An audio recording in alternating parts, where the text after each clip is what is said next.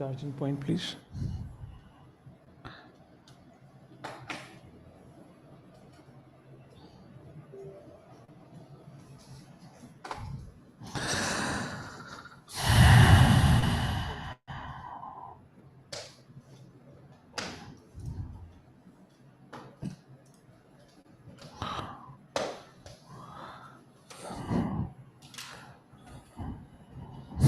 ये चल रहा है नहीं चल रहा है. All right.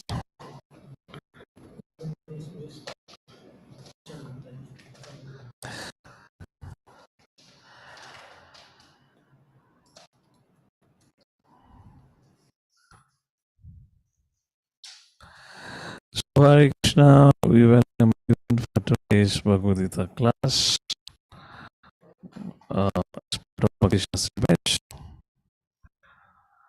Okay, just one quick second, please. My laptop became very slow. Okay, so start our discussion. Om Jnanatimirandasya Jnananjana Chakshurunmritam Yena Tasmai Shri Gurave Namah. Namo Vishnu Padaya Krishna Prishtaya Bhutale Srimate Bhakti Vedam Swami Niti Namine Namaste Saraswate Deve Gauravani Pracharine Nirvishesha Shunyavadi Pashyatai Deshatarine Namo Mahavadanyaya Krishna Prema Padayate Krishnaya Krishna Chaitanya Namane Gautase Namaha Vanchakalpatarubhyasya Kripa Sandhubhyaivacha Patitanam Pavanebhyo Vaishnavebhyo Namo Namaha He Krishna Karuna Sindhu Dinabandhu Jagatpate Gopesh Gopika Kanta Radha Kanta Namostate Tapta Kanchana Gourangi Radhe Vrindavaneshwari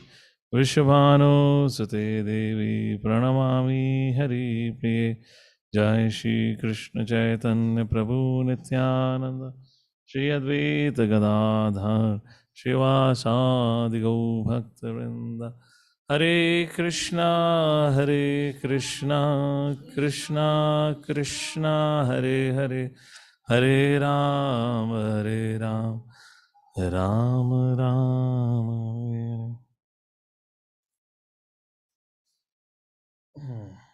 Hare Krishna. So we welcome everyone for today's discussion. We are going to start from, actually we have some remaining verses to discuss from the 15th chapter. So I'll just open my 15th chapter PowerPoint. We'll cover that and then we'll take it forward. So 15th chapter, one quick second. Yeah. Oh. Is there some additional things connected? It's very slow.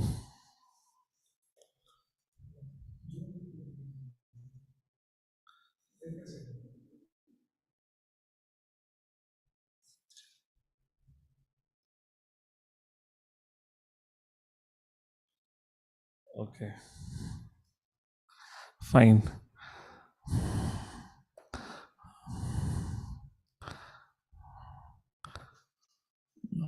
It's taking time to operate. So we, just a quick recap. I not spend too much time on the 15th chapter. Title as Purushottama Yoga, and the acronym for this chapter, as we discussed, was HOME, home. So what are the key subject matter of this chapter? Is a small chapter on 20 verses. This chapter establishes first, within the first few verses, first 5 verses, talks about relationship between material world and spiritual world. And Lord Shri Krishna introduces a very interesting concept where he says this material world is nothing but a perverted reflection of the spiritual world. Perverted reflection of the spiritual world. That's the first point Lord Shri Krishna says. Then Prabhupada mentioned the purport.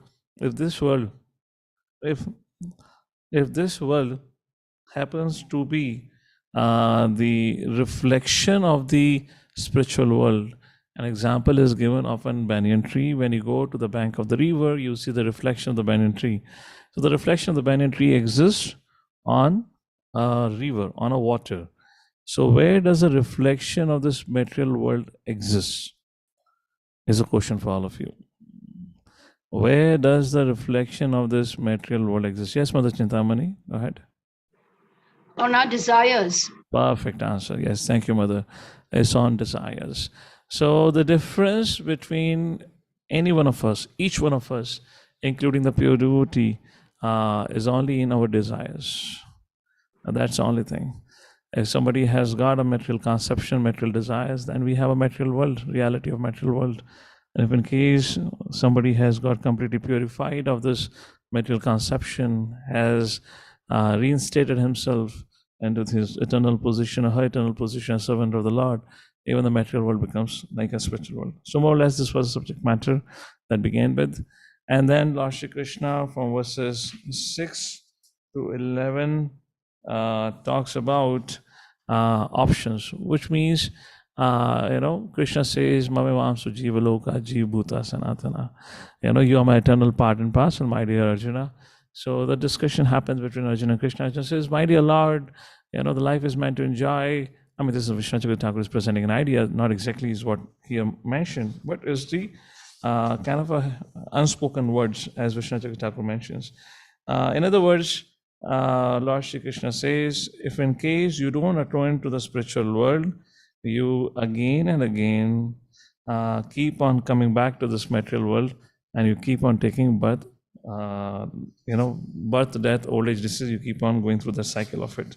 That is what is the discussion that happens from our verses 6 to 11, like that. And when this discussion ends, then Arjuna has a question in his mind. He ponders, my dear Lord, well, if spiritual world is my ultimate destination, material world is something where I suffer and struggle, but yet despite all this knowledge, why people fail to develop the sense of gratitude and respect for you? So Lord Shri Krishna said, well, let me tell you, if people understand these facts about me, they would naturally develop a sense of respect and gratitude for me. And that is the third section of this chapter, where M stands for maintenance, or maintainer. And 12, 13, and 14, those Lord Shri Krishna talks about very, very important verses, how he maintains the gross body.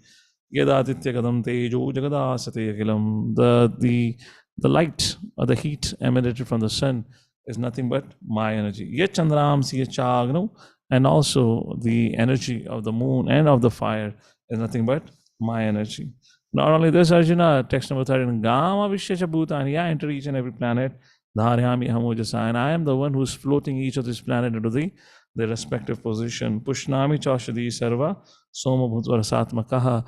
The moonlight nourishes the vegetables, gives the portion, and it is I who does that. And then text number 14, Aham Vaishvanaro Bhutva. I am the fire of digestion. Praninam deham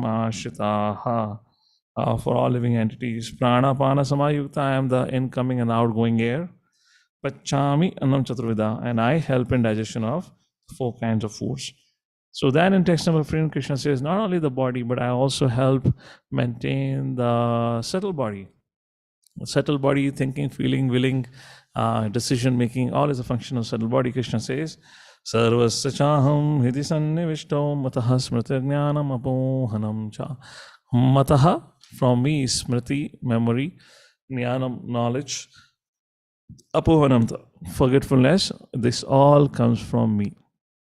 And then Krishna talks about how he also maintains the soul. So in other words, Srila Vishnu Thakur writes for this particular verse, he says, Krishna says, when you are in a conditioned state, how Krishna helps you is being described in the first 2 lines. He helps you with remembrance, forgetfulness, and gives you memory and knowledge, whatnot. How does he help you attain liberation is mentioned in the last 2 verses. In other words, how does he help and maintain our spirit soul? That's the last line. Vedesh sarvairaham vedyo Vedanta krit veda videva chaham. Very interesting. Vedais cha sarve hameva vedyo. Vedais cha sarve. Sarve means all. Vedais means Vedic knowledge. From all Vedic knowledge, aham eva vedyo. I am to be known. Vedanta krit. And I am the compiler of the Vedas. So somebody may say, my dear Lord Shri Krishna, but not everyone draws the same conclusion of the Vedic scriptures. Well, after studying scripture, some accepts you, some rejects you. So how do we know what's the fact? So Krishna says, Veda vid eva chaham. Hey Arjuna, only I am the knower of the Vedas. In other words, if you study scriptures, either through me or through the bona fide representative of mine, only then you can understand the Vedic knowledge. Like that, this 15th verse. And I believe we are supposed to begin our discussion from here, from the 15th verse. So, yes, go back to the discussion. So, what happened? So here we'll take a look at the purport.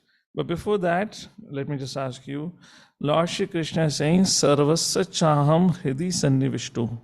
I reside in the heart of all living entities. Any references that comes to your mind where Krishna says almost the same thing? I reside in the heart of all the living entities. Hare Krishna. Yes, Madam Medavni, your hand is up. Please go ahead. Ishvara sarvabhutanam hrideshe arjuna tishtati. Yes. This is 18th chapter, verse number 61 you're quoting, right? Ishvara sarvabhutanam hrideshe arjuna tishtati. Ishvara sarvabhutanam hrideshe arjuna tishtati. I reside in the heart of all the living entities. Correct? So here the discussion is happening about Paramatma. Anything else? Anywhere else? Where Krishna, so this is the same thing is repeated also in the 13th chapter, last concluding set of verses. Upadrashta, Anuvantacha, Bharta, Bhokta, Maha Ishvara. So that's the discussion going on here. Let's take a look at the purport. That is what Prabhupada talks here in the purport also, that how the Supreme Lord is situated as Paramatma in everyone's heart. Anyone would like to? Suridam Sarva Bhutanam.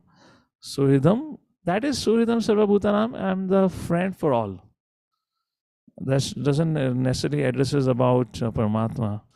Bhoktaram Yagatapasam Sarva Lok Maha Ishwaram Suhidam Sarva Bhutanam Gyatvam Shanti Machati. Like that. Okay, Sanata Rishi Prabhu, please read. Let's read the part of the purport. So you start reading first paragraph. In the middle of the first paragraph, thus the Lord is not only all pervading, he is also localized in every individual heart. Could you find it? Yeah, I find it. Yes, please. Yeah, Hare Krishna Buddha. Thus, the Lord is not only all pervading, he is also localized in every individual heart. He awards the different fruitive results. He is worshipable not only as the impersonal Brahman, the Supreme Personality of Godhead, and the localized Paramatma, but as the form of the incarnation of the Vedas as well. The Vedas give the right direction to people so that they can properly mold their lives and come back to Godhead, back to home. The Not Vedas very offer. clear. Sanat, read a little slowly. Okay. The Vedas give the direction, give the right direction to people so that they can properly mold their lives and come back to Godhead, back to home. The Vedas offer knowledge of the Supreme Personality of Godhead, Krishna, and Krishna in his incarnation as Vyasdev is the compiler of the Vedanta Sutra. The commentation on the Vedanta Sutra by Vyasdev in the Srimad Bhagavatam gives the real understanding of Vedanta Sutra. The Supreme Lord is so full that for the deliverance of the conditioned soul, he is the supplier and digester of foodstuff, the witness of his activity, and the giver of knowledge in the form of the Vedas. And as the Supreme Personality of Godhead, Shri Krishna, the teacher of the Bhagavad Gita. He is worshipable by the conditioned soul. Thus, God is all good. God is all merciful. Please read the next paragraph. Antaha pravishtaha shashta jananam. The living entity forgets as soon as he quits his present body, but he begins his work again, initiated by the Supreme Lord. Although he forgets, the Lord gives him the intelligence to renew his work where he ended his last life. So not only does the living entity enjoy or suffer in this world, according to the dictation from the Supreme Lord, situated locally in the heart, but he receives the opportunity to understand the Vedas from him. If one is serious about understanding the Vedic knowledge, then Krishna gives the required intelligence. Why does he present the Vedic knowledge for understanding? Because a living entity individually needs to understand Krishna. Vedic literature confirms this. Yo aso sarve Vede diyate. In all Vedic literature, beginning from the four Vedas, Vedanta Sutra, and the Upanishads and the Puranas, the glories of the Supreme Lord are celebrated. All By right. performance, That's it. That's it. So that's the subject matter. So that's how Lord Shri Krishna maintains. Now we come to the last section of this chapter, 15th chapter. If I go to the presentation back here, this is what we see where Krishna now talks about the essence of the whole Vedic knowledge. So the point here is Lord Krishna speaking to Arjuna is, hey, my dear Arjuna, when I said that I am the compiler, I am the knower of the Vedas, so let me tell you the essence of all the Vedas. That's how Srila Vishnu Chakravarti puts. So in text 16, Lord Shri Krishna says, 16, 17, 18, yeah. So the three verses. So now Lord Shri Krishna is going to give the essence of all Vedic knowledge in the three set of verses, 16, 17, and 18, which is also known as Three-shloki Gita, summary of the Vedas and Vedanta. Let's take a look what it is. So 16th verse, Lord Shri Krishna talks about there are two types of living entity. Dvaimau purushau loke शरश्चाक्षर एव च शरः सर्वाणि भूतानि कूटस्थो अक्षर उच्यते. There are two classes of beings, the fallible Shara and infallible Akshara. In the material world, everyone is called Shara, fallible, and in the spiritual world, every living entity is called as Akshara, infallible. So, Prabhupada writes in the purport, the living entities are eternally separated part and parcel of the Supreme Personality of Godhead. Mamavamso Jivaloka Jivbhuta Sanatana.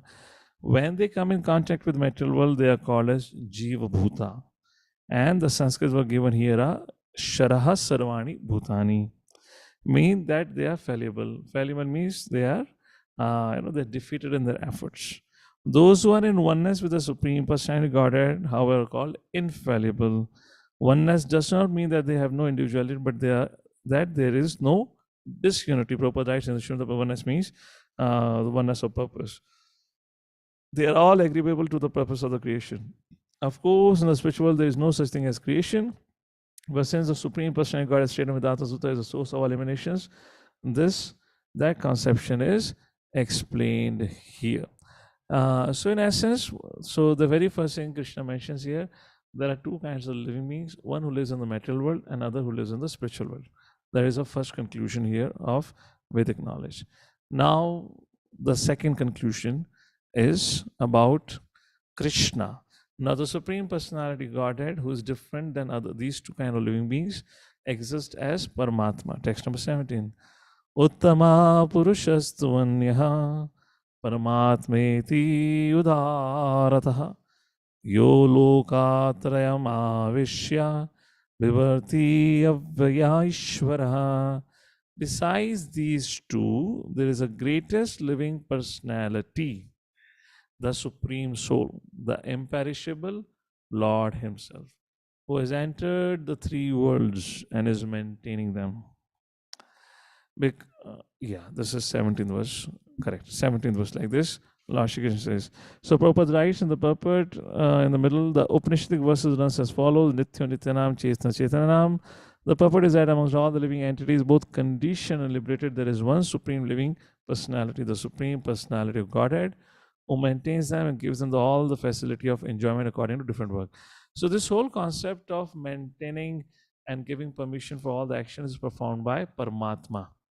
Now we come to the 18th verse, where Lord Shri Krishna says, so there are two kinds of living entities, Shara, Akshara, and there is something superior to them, that is Paramatma, and there is something greater than Paramatma also. Text number 18. That is the third essential teaching of Vedic knowledge. Yasma sharam atitoham. Atitaha, something which is transcendental to all this. Akshara chottamaha, which is beyond the fallible. Akshara chottamaha, the best. Ato asmi loke vedecha pratitaha purushottamaha. That is elaborated as Supreme Personality Godhead.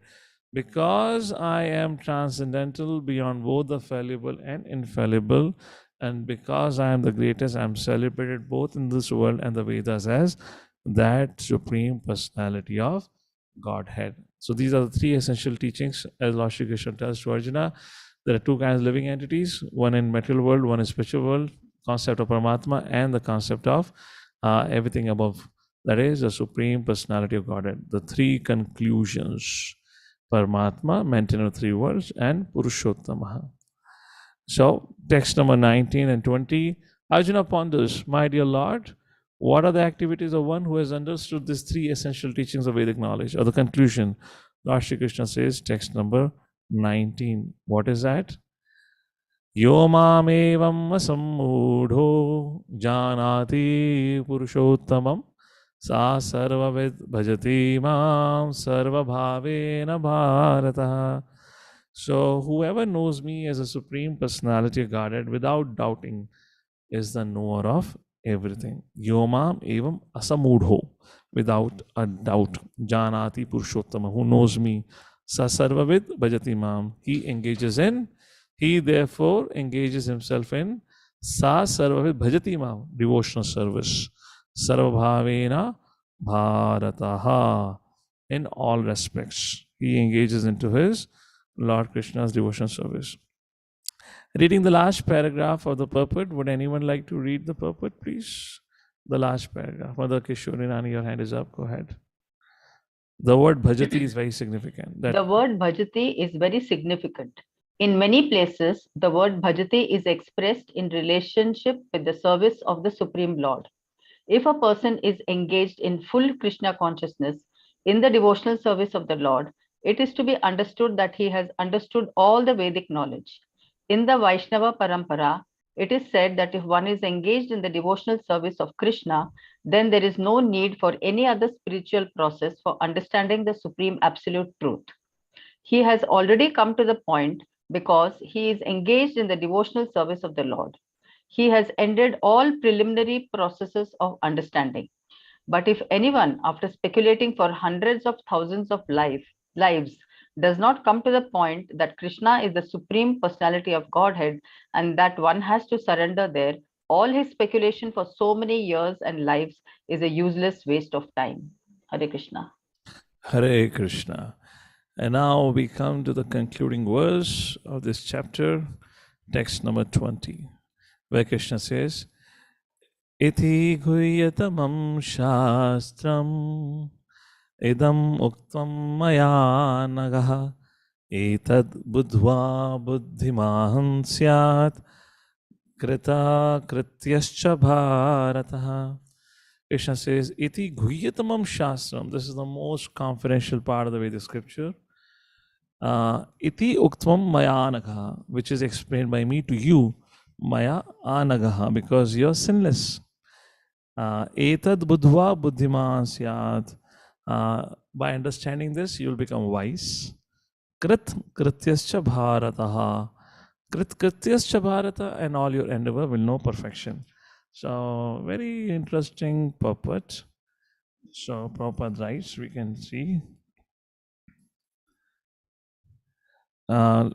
So first thing that Krishna is saying, etad buddhva buddhiman syat, knowing this, you'll become the wisest, the most intelligent, and all your endeavors will know perfection, which means by engaging in devotional service of the Lord, as described in the 19th verse, the action of one who understands the essence of scriptures, engages in devotional service. By engaging in devotional service of the Lord, one becomes freed from the contamination of material nature.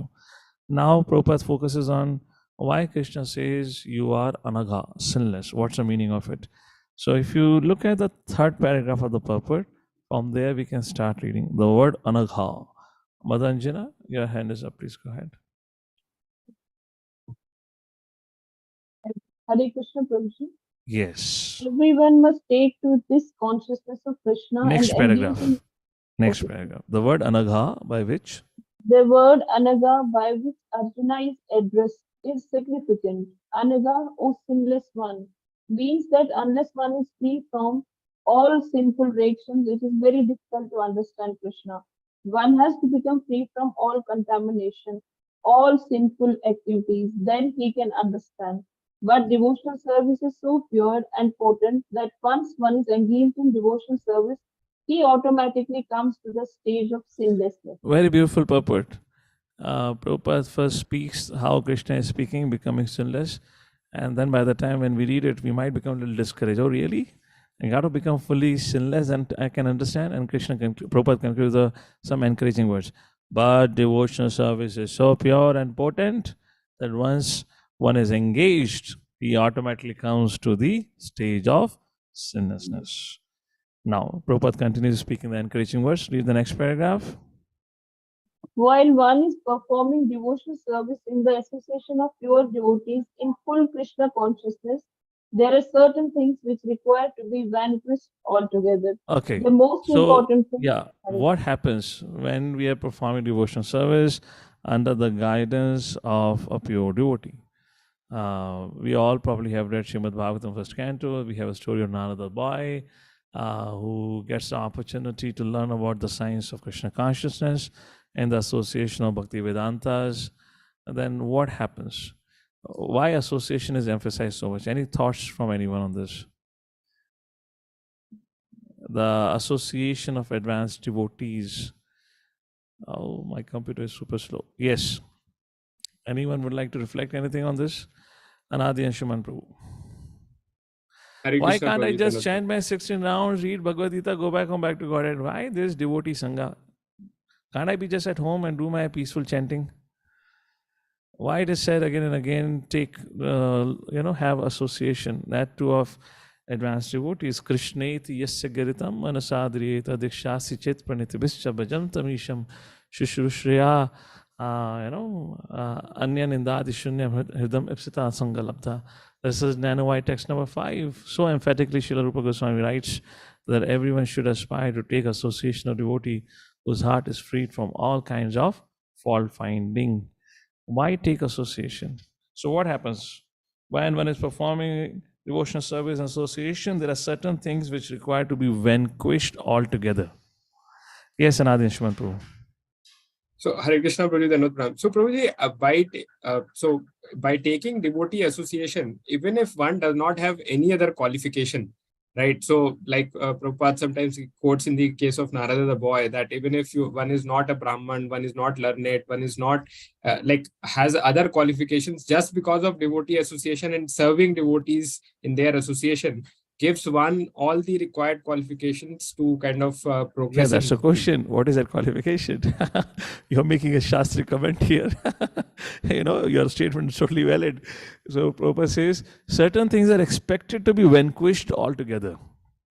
I'm asking in case if you any Shastri quotation or else experience, either way, what are the certain things needs to be vanquished altogether? The reason I'm saying, if it ain't happening with someone, then maybe they're not taking association properly. It's just not you go and hang on around, just like Papa said, even the mosquito sits on the body of a spiritual master. It does not mean the mosquito taking association. Taking an association when Prabhupada is saying, then Prabhupada says categorically, certain things are meant to be vanquished. And before I asked the question, I gave you a case study. Narada the boy, met Bhakti Vedantas. Many things were encouraged within him, if you read that section. So I'm asking, what particular things supposed to go away from us? So probably, like anarthas kind of prevent us from getting that taste in hearing, chanting, listening, etc. So by devotee association, we and serving them, we kind of try to just overcome a correction here. Not devotee association of pure devotees. Yes. Therefore, I quoted Krishneti yasya giridam manasadriyeta. We're not talking about only devotee association. Devotee association 3 level, Kanishta, Madhyama, Uttamadhikari. We're talking about Uttamadhikari. We're talking about Nindadi Shunyam Hridimada Ipsita Sangalabdha. What happens then? So We you said develop something taste about for the other. anarthas. Like we develop taste for the other devotional Okay. practices. We develop taste for the practice is good. Chaitanya Bhagwan Prabhu. Can you unmute? Yeah, go ahead. Oh, wait a second. Now anyone can and everyone can unmute. Yes, go ahead. Please unmute yourself. Like this Tatvidhi You got to be a little louder. Tatvidhi Pranipatana Puriprasthana Sevaya means if we do some service like Narad Muni did some menial service, so that attracted the compassion. And also Krishna Prishta Bhutale, I mean this pure devotees are very lovable by Lord. So once their compassion is attracted, then we become a mercy case, something like that. Okay. Nitai Pran Prabhu. Prabhu, it's our ego, because once we accept them as a Okay, somewhere some sound issues. I mean, I don't know if it is for me. I'm not able to hear you all very well today. Say again, Nitai Pran Prabhu. Yeah, am I audible now, Prabhu? Is it better or it's just Audible, but the clarity of sound is missing. Okay, go ahead again.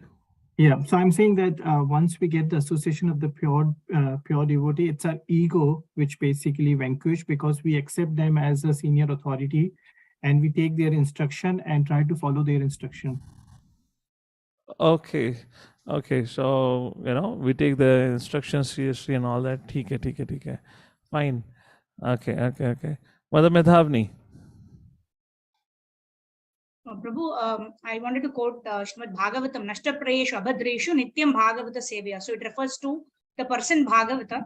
If we take proper association in terms of hearing from them, then all the abhadras, inauspiciousness and unwanted things in our heart will get destroyed, and Bhaktir Bhavati Naishtiki, right? We will get taste for devotional service. So Abhadra, unwanted things are destroyed. Great. Let's take a last point. Vaikuntapati Prabhu. Go ahead, Prabhuji. Apart from what Madhavani Mataji talked about, there's also one thing, when you're serving when you're associating with the senior devotees or the pure devotees of the Lord, you learn a lot of things. The most important thing is the determination, what we learn from them, how to do devotional service. That is one thing. Secondly, the humility we learn, because we see how humble they are. So that humility also we learn, and the tolerance part also we learn. Now, if I can just give an example to prove it further. My guru is Jayapataka Swami Maharaj, as you know. So I have seen His Holiness, when something is asked, he takes his time to reply to that question, and that really teaches you being patient with him and wait and then listen to him, So this tolerance also he teaches like that. And we also see him how tolerant he is, because all the gurus in our ISKCON, they also face a lot of challenges also, both within and without all these things. So, we can learn from them how tolerant they are, how patient they are, and how humbly they answer all questions. Perfect. Thank you. Well, I just wanted to have it, and all of you, what you said is totally 100% correct. Prabhupada says now. Who was reading? Somebody was reading this, right? Madanjana was reading. Please read. The most important thing one has to surmount is weakness of the heart. The first fall down is caused by the desire to laud our material nature. Thus one gives up the transcendental loving service of the Supreme Lord. The second weakness of the heart is that as one increases the propensity to laud our material nature, he becomes attached to matter and possession of matter. The problems of material existence are due to these weaknesses of the heart. In this chapter, the first 5 verses describe the process of freeing oneself from these weaknesses of heart, and the rest of the chapter from the 6th verse to the end discusses Purushottama Yoga. Thus ends the Bhakti Vedanta purport to the 15th chapter of this Srimad Bhagavad Gita in the matter of Purushottama Yoga, the yoga of the Supreme Person. Hare Krishna. So Prabhupada says one of the things that one gets freed of is the, our desire to lord it over the material nature. We are purified of that, and what everything else, what was mentioned is also factual thing. So now with this here, 15th chapter ends. Purushottama Yoga, the knowledge or the yoga of the Supreme Person. So in relation to Supreme Person, we learned about how Lord Shri Krishna maintains all the living entities, and then we also discussed and learned about the three essential teachings of the Vedic knowledge. Shara, Akshara, Paramatma, and the Supreme Person. And one who knows this, how he engages in the devotional service of the Lord. That was a more or less subject matter. Now let's go to the 16th chapter, which has around 24 verses, and a very, very practical discussion is about another two kinds of beings known as divine and demoniac. Just take less than 30 seconds on my super slow computer to open the PPT again. So it's just slowly opening. All right. Somewhere it should be there.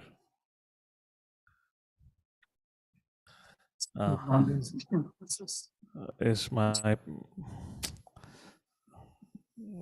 Hare Krishna. Yeah. So PPT is there. So 16th chapter, title as Divine and Demoniac. Let's take a look here. What's happening here? The synopsis. Chapter 15 describes the banyan tree of the material world. The modes of material nature nourishes both the upper auspicious divine branches of the tree and the lower demoniac branches. Now, extra roots of the banyan tree were also compared to the activities of the living entities, some auspicious and some inauspicious.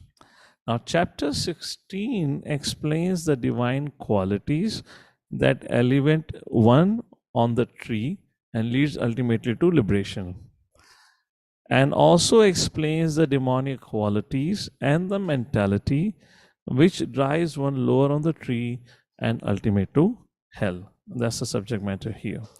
So it is mentioned, I have kind of heard of it, and it makes a lot of sense that how in the previous ages, and then divine and demoniac, let's say for Satyuga, it kind of existed on two different planets. Treta Yuga came onto the same planet. Dwapar Yuga existed within the same family. And fast forward to Kali Yuga, which is an advanced age according to the modern society who are ignorant of Vedic science. Now the nature of this divine and demonic is, as such, it exists within every living entity. That's the point. So in modern times, however, the dividing line between the divine and demoniac more or less have really disappeared. So now to help us understand what is divine and what is demoniac, what are the mentality and the attitudes of both, of which people at large are really confused.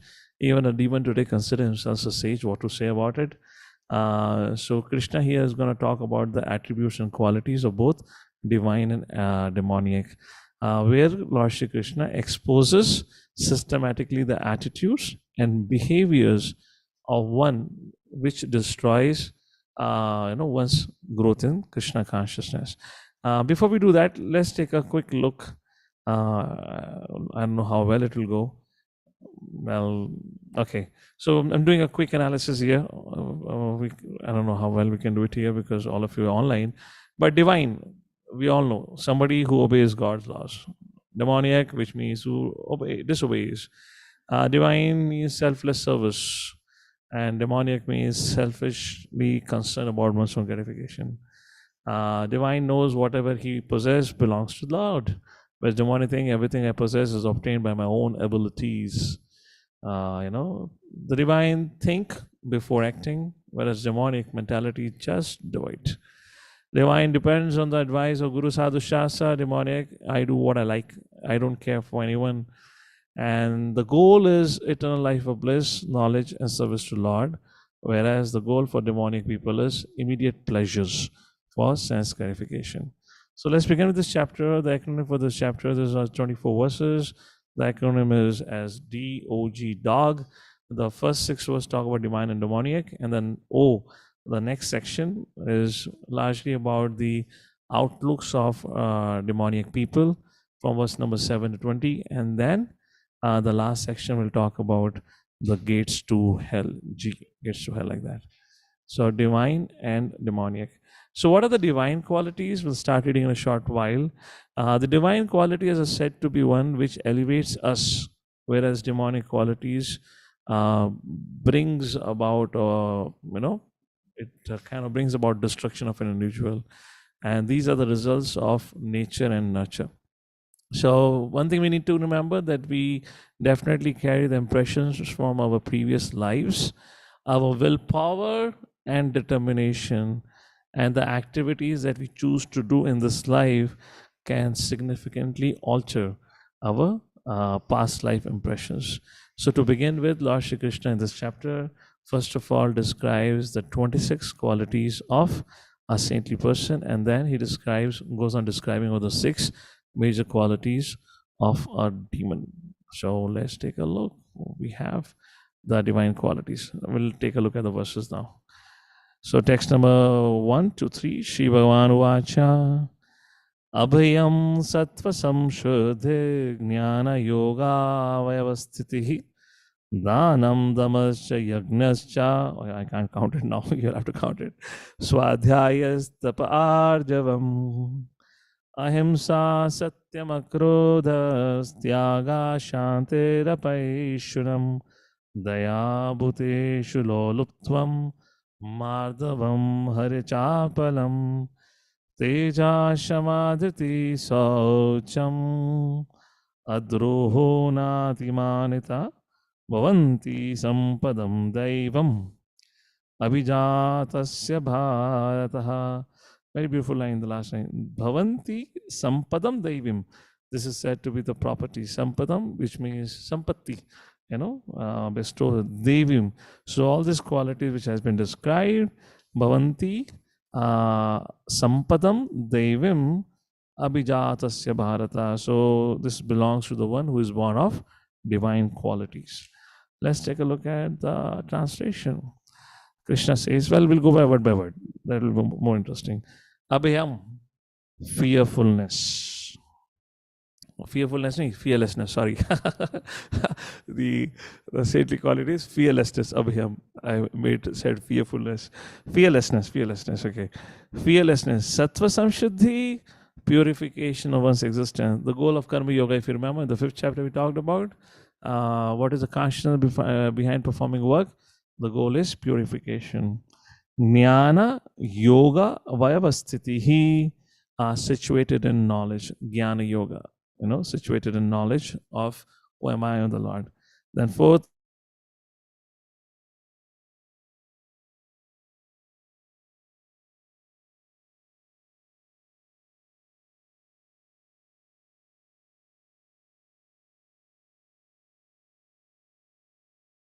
Arjavam, simplicity. Ahimsa, non-violence. Satyam, truthfulness. Akrodha, freedom from anger. Tyagaha, renunciation. Shantihi, tranquility. Apaishunam, this is something we want to highlight. Nindadishunyam hridayam ipsita sangalabda. Nindadishunya hridayam, which means the heart has no propensity to find fault with others. So apaishuna means aversion to fault finding. Daya, mercy. Bhuteshu, towards all living entity. Aloluptvam. Loluptvam means greed. Aloluptvam means no greed, freedom from greed.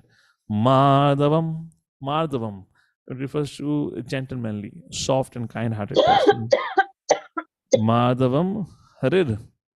Harir means, Hari means modesty. Chapalam means Chanchala hi manha Krishna pramati balavadradham. Chanchalam means fickle-minded. Achapalam means fixed, determined. Achapalam. Tejaha. Tejaha refers to vigor, strength. Shama, forgiveness. Dhritihi, fortitude. Saucham, cleanliness. Adroha, adroho, freedom from envy. And then Nati Manitaha, Trinadapi Sunichena Tarurpi Sahishnuna, does not expect honor. These are said to be the divine qualities, like that is being described. Or these all belong to godly man endowed with divine nature. So, any examples that comes to your mind while you're reading about these qualities? Any examples who would like to attribute somebody possessing these qualities? Because then it will make it very easy for us to go through. Hare Krishna. Yudhishthir? Yudhishthira Maharaj. Yeah, so you can say this is for Pandavas, Arjuna, Yudhishthira, like that. And after this, when you will have the discussion of the demonic qualities, you can see how it belonged to our Duryodhana, like this. So it's a very interesting purport. Prabhupada makes a very interesting angle in this purport. And he describes his qualities in relation to Varnashrama Dharma. What is meant to, for example, fearlessness. This is an important quality for a sannyasi. He's fully dependent on the Lord. Like this, Lord Srila Prabhupada gives this discussion of all these 26 qualities according to the ones Varna and Ashrama. So let's take a look at the purport, because a very beautiful purport. Better we go through with it. How different qualities belong to different devotees in different Varnas and Ashram. And maybe one of you can take it as an homework and study these qualities and map it according to Varnashrama. We have done it for our morning yogi program. Some of you had done it, I believe. Okay. Madhav Kripa Prabhu, read the first paragraph. In the beginning of the 15th chapter. Yeah. In the beginning of the 15th chapter, the banyan tree of this material world was explained. The extra roots coming out of it. Okay, this is okay. We have discussed that. Read the last 4 lines of the first paragraph. In this 16th chapter, the Lord explains. Yeah. For those who are acting, for those who are acting in the modes of passion and ignorance, on the other hand, there is no possibility of liberation. Either they will have to remain in this material world as human beings, or they will descend among the species of animals or even lower life forms. In the 16th chapter of Lord explains both the transcendental nature and its attendant qualities, and the demoniac nature and its qualities. He also explains the advantages and disadvantages of these qualities. The word now go to the next paragraph. Yeah, the word abhijatasya, in reference to one born of transcendental qualities or godly tendencies, is very significant. To beget a child in a godly atmosphere is known in the Vedic scriptures as Garbhadhana Samskara. If the parents want a child in the godly qualities, they should follow the 10 principles recommended for the social life of the human being. In Bhagavad Gita, we have studied also before that sex life for begetting a good child is Krishna himself.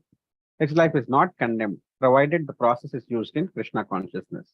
Those who are in Krishna consciousness at least should not beget children like cats and dogs, but should beget them so that they may become Krishna conscious after birth. That should be advantage of children born of a father and mother absorbed in Krishna consciousness. So Prabhupada begins with explaining the last line, Bhavanti Sampadam Devim Abhijatasya Bharataha. Abhijatasya, one who is born of. So Lord Shri Krishna is going to tell the same thing to Arjuna. Arjuna, you might be wondering, hurting others or violence is said to be a demonic quality. So why am I engaging you in a war against Kauravas? Don't think it is in demonic qualities. Arjuna, you're born of divine qualities. So Prabhupada is explaining the importance of, performing Garbhadan Samskara and begetting a good child, like that. And first chapter began with Varna Sankara also for that reason. Fine. Now let's take a look at it. How, according to Varnashrama, who is supposed to possess what kind of qualities? So next paragraph begins with talking about the duties of a sannyasi. Okay, Madhali Landani, please read next paragraph. Hare Krishna Prabhuji. The social institution known as Varnashrama Dharma, the institution dividing society into 4 divisions of social life and 4 occupational divisions or castes, is not meant to divide human society according to birth. Such divisions are in terms of educational qualifications. They are to keep the society in a state of peace and prosperity. The qualities mentioned herein are explained as transcendental qualities meant for making a person progress in spiritual understanding so that he can get liberated from the material world. In the Okay. Varnashram, So that's an introduction. Now, in this next paragraph, if you see in the middle, for a sannyasi, the first qualification should be fearlessness. Please read from there.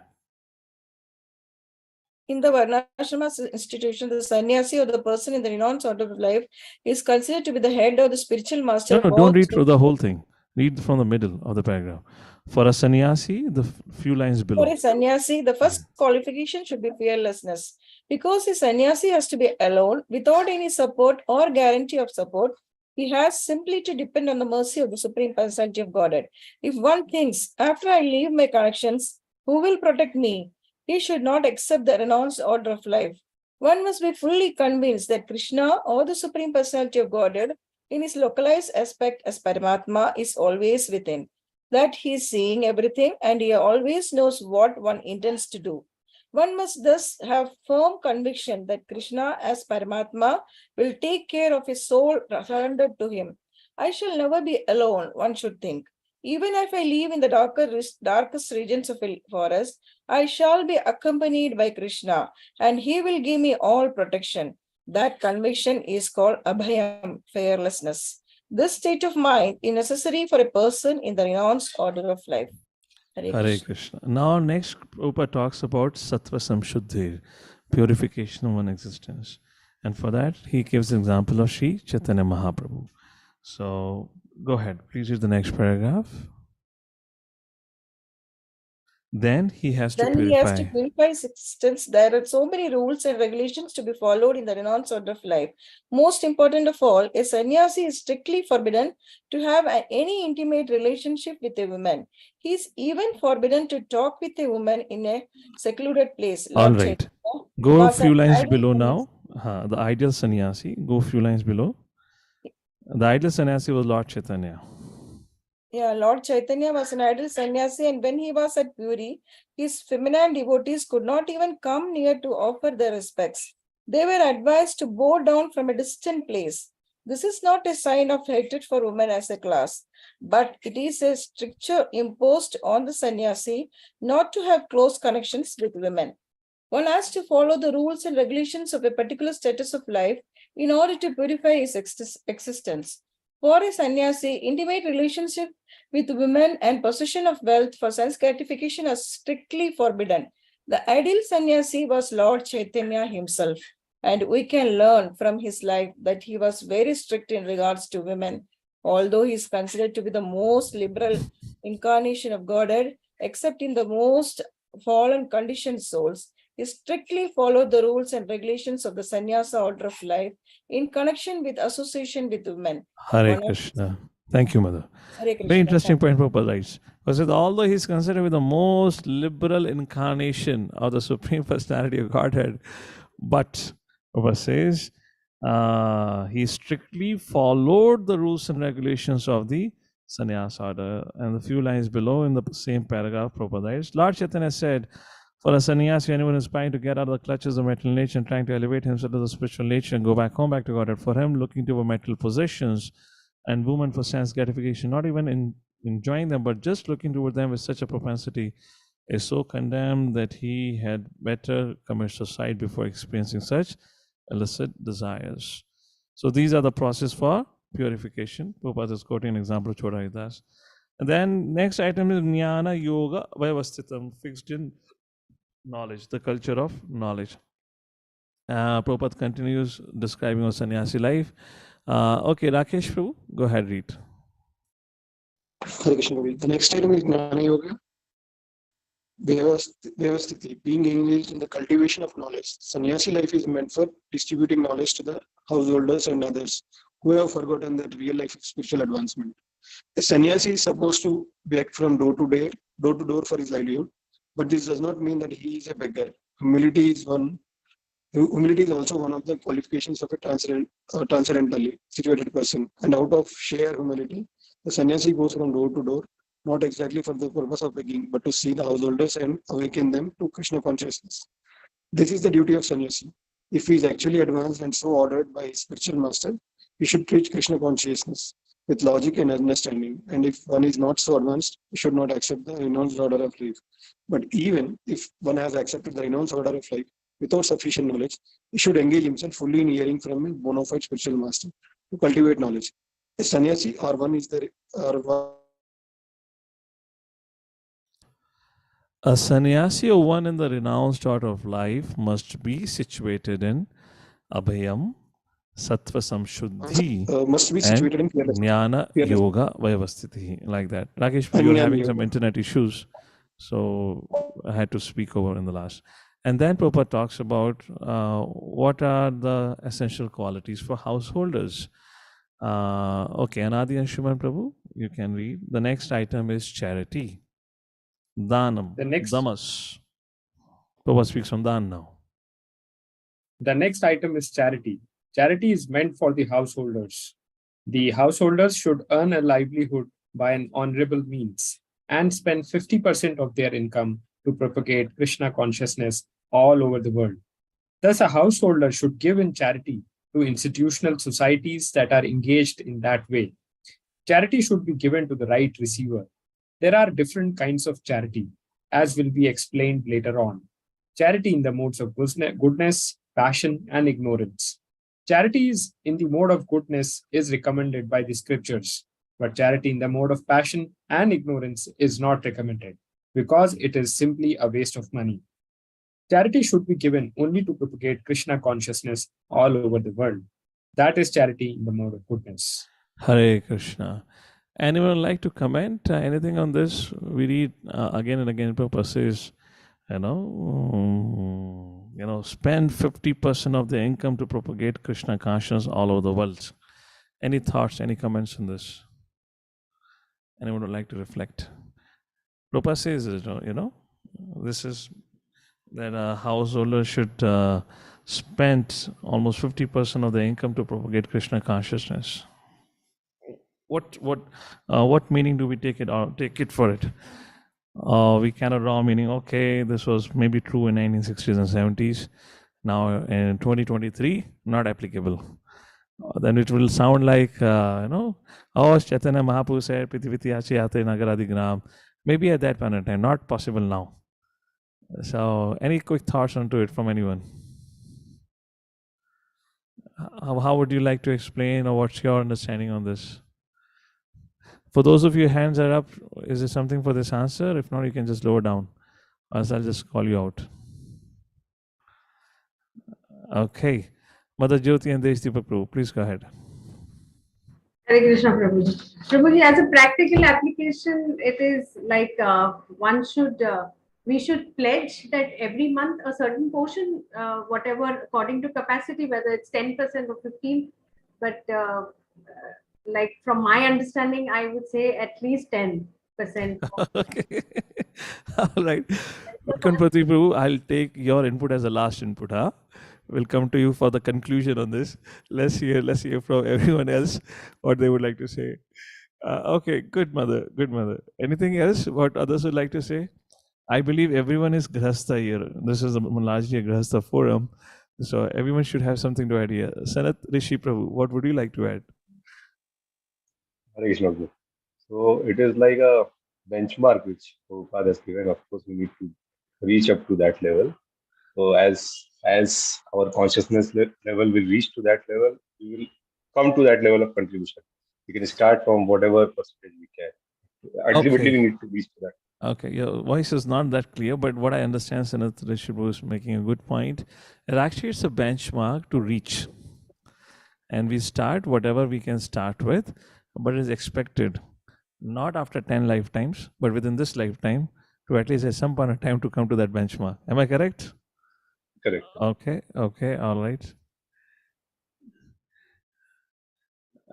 Anything else from anyone else? Rishikesh Prabhu, your hand is up. Or how many of you agree with what our Sanat Rishi Prabhu says? You can just give me a thumbs up if you all agree. So which means then we can take it forward. Okay. Fine. We can take this books. Okay. All right.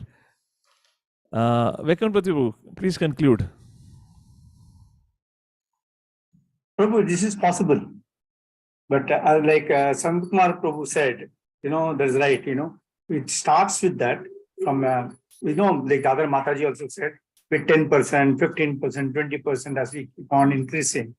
And gradually, over a period of time, one can reach 50%. I've seen devotees where they work and give the entire income also to the society. I've also seen that 100% they give. That also I have seen. And the best example I can give is also of His Holiness Jayapataka Swami Maharaj. When the temple was in great difficulty, Prabhupada said we need to raise funds. And so Maharaj started working in a restaurant, and whatever his salary was, that entire salary was given to the temple. And what used to, the morning time he never used to, he couldn't attend the lectures. So he used to, the recorded lectures, he used to listen in the restaurant while cleaning the restaurant. So 100% was also possible. And even today, there are people who are giving 100% also to the temples. I know a few of them there. And 50% is possible. But as you rightly, as Mataji and Sanat Prabhu said, it has to go gradually. You start off with 50% directly, it will be a big disaster. Mentally, your mind will love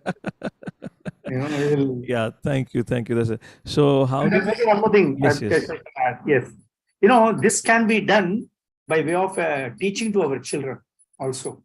Like when the children are there, right from the beginning, when you're giving them some pocket money or something, you can always tell them, keep 10% of it aside for Krishna. And then it becomes a habit with them. And then they learn, and as they grow, they start doing it. Perfect. Correct. We have this, what we do here is we have for our congregation kids, piggy bank. So we tell them, do it like this, take out something and keep it for Krishna, like that. So yes, good. So yeah, that's the point. So with which it's not something impractical, not something, it is not meant for today's day and age, but it's something which we aspire to come. That's the point. Great, thank you. Okay, now we can go for the next paragraph on the self-control, what it means to be self-control. Who would like to read? Rishikesh Prabhu, please go ahead and read the next paragraph. Yes, Prabhu. Then as far as Dhamma, self-control. I hope I'm audible, Prabhuji. Yes, you're edible. So the verse number, I think text number 4, right? This is 16.1 to 3, that purport. If it's going to take a while for you to figure out, we can have somebody else and you can read the next one then, okay? Yeah, so I was at the page number actually 6 on the charity, and the charity was being discussed. So next paragraph to that. Okay. Then as far as Dhamma, self-control is concerned, it is not only meant for other orders of religious society, but is especially meant for the householder. Although he has a wife, a householder should not use his senses for sex life unnecessarily. These are restrictions for the householders even in sex life, which should only be engaged in for the propagation of children. If he does not require children, he should not enjoy sex life with his wife. Modern society enjoys sex life with contraceptive methods or more abominable methods to avoid the responsibility of children. This is not in the transcendental quality, but is demonic. If anyone, if he is householder, wants to make progress in spiritual life, he must control his sex life and should not beget a child without the purpose of serving Krishna. If he is able to beget children who will be in Krishna consciousness, one can produce hundreds of children, but without this capacity, one should not indulge only for sense pleasure. So Dhanam, then Damaha, and now the next subject matter for congregation of Grahasthas is sacrifice. The next paragraph. Prashant Prabhu, please read the next paragraph. Thank you, Rishikesh Prabhu. Please read. Sacrifice. Yeah, sacrifice. You're not audible, Prabhu, at all. Okay, you fix your sound. Mother Rupali, go ahead in the meantime. Yeah, go ahead. Yeah. Okay. Sacrifice is another item to be performed by householders because sacrifices require a large amount of money. Those in orders of life, namely Brahmacharya, Vanaprasthashram, and Sannyasa, have no money. They live by begging. So performance of different types of sacrifice is meant for householders. They should perform Agnihotra sacrifices as enjoined in the Vedic literature. But such sacrifices at the present moment are very expensive, and it is not possible for any householder to perform them. The best sacrifice recommended in this age is called Sankirtan Yajna. Sankirtan Yajna, the chanting of Hare Krishna, Krishna Krishna, Hare Hare, Hare Ram, Ram Ram, Hare Hare, is the best and most inexpensive sacrifice. Everyone can adopt it and derive benefit. So these three items, namely charity, sense control, and performance of sacrifice, are meant for the householder. So, thank you. What does it mean, engaging in Sankirtan Yajna for congregation? Chanting on 16 rounds. So, therefore, Prabhupada then his purports on whenever the concept of deity worship comes in Srimad Bhagavatam, he elaborately writes and he says every grahastha should compulsory engage in deity worship. Every morning and every evening there should be an arti. Morning there should be a Mangal Arti, and in the evening there should be a Gaur Arti. There should always be some Kirtan at the house of Grahastha, like that Prabhupada mentions. So this is for the Grahasthas. Now let's see for Brahmachari. So let me read out for Brahmachari. Then Swadhyaya. Vedic study is meant for Brahmacharya or student life. Brahmachari should have no connection with women. They should live a life of celibacy and engage the mind in the study of Vedic literature for cultivation of spiritual knowledge. This is called Swadhyaya. So, Brahmachari, Grahastha, Vanaprastha, Sannyas, correct? And now Prabhupada goes to Vanaprastha. I was like, wow, fantastic. Brahmachari life is so simple, only one thing to follow. Just study and study and study. You don't have to engage in all of the things which everyone else had to do it. For sannyasi, there were three qualities. For grihastha, there are three qualities. Brahmachari only is supposed to study. Okay, let's come to tapasya. Vanaprasthas. They're supposed to perform austerities. Venuvardhan Prabhu, go ahead. Hare Krishna Prabhu. Yes, tapas or austerity is especially meant for the retired life. One should not remain a householder throughout his whole life. He must always remember that there are four divisions of life: Brahmacharya, Gruhastha, Vanaprastha, and Sannyasa. So, after Gruhastha, householder life, one should retire. If one lives for 100 years, he should spend 25 years in student life, 25 in householder life, 25 in retired life, and 25 in the renounced order of life. These are the regulations of the Vedic religious discipline. A man retired from household life must practice austerities of the body, mind, and tongue. This is tapasya. Hare Krishna. So, what are the austerities of the body, mind, and tongue? 17th chapter, verse number 14, 15, and 16. We'll talk about it. We'll take a look at that one at a time. So, that's the point here is mentioned. Those who really want to practice religious culture, they should abide by this. And now we go to the next quality. Prabhu, please read the next paragraph, which is about Arjavam, simplicity. So now, according to Ashrama, Prabhupada have done some divisions. Now, Prabhupada talks about other general qualities which need to be practiced by all the ashrams. Simplicity, please read. As far as Brahmanical quality. The next paragraph. This is next paragraph without tapasya. You able to find it? Ahimsa. Where is Prabhu? Here, this one tapasya. Please start reading wherever you find it. We'll see where you are. The next paragraph. The entire Varnashrama Dharma society is meant for tapasya. Without tapasya or austerity, no human being can get liberation. The theory that there is no need of austerity in life, that one can go on. So, can you go a few lines after that? Skip 5-6 lines. We have summarized this. If you can skip 5 to 6 lines. So far, Brahmical quality of so far as the Brahmical quality of simplicity is concerned, not only should a particular order of life follow this principle, but every member is in the Brahmachari ashrama, Gruhastha ashrama, vanaprastha or sannyasa.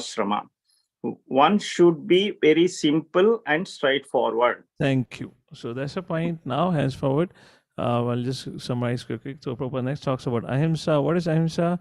Very beautiful line Prabhupada says in the middle of the next paragraph. Real ahimsa means not checking anyone's progressive life. Then Prabhupada talks about satyam. Satyam means one should not distort the truth for some personal interest.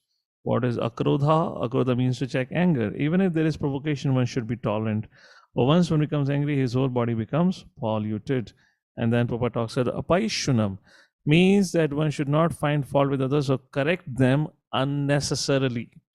Of course, to call a thief is not fault finding, but to call an honest person a thief is very much offensive for one who is making advancement in spiritual life. Then he means that one should be very modest and must not perform some act which is abominable. Achapalam, determination, one should not be agitated or frustrated in some attempt. Then the word tejas.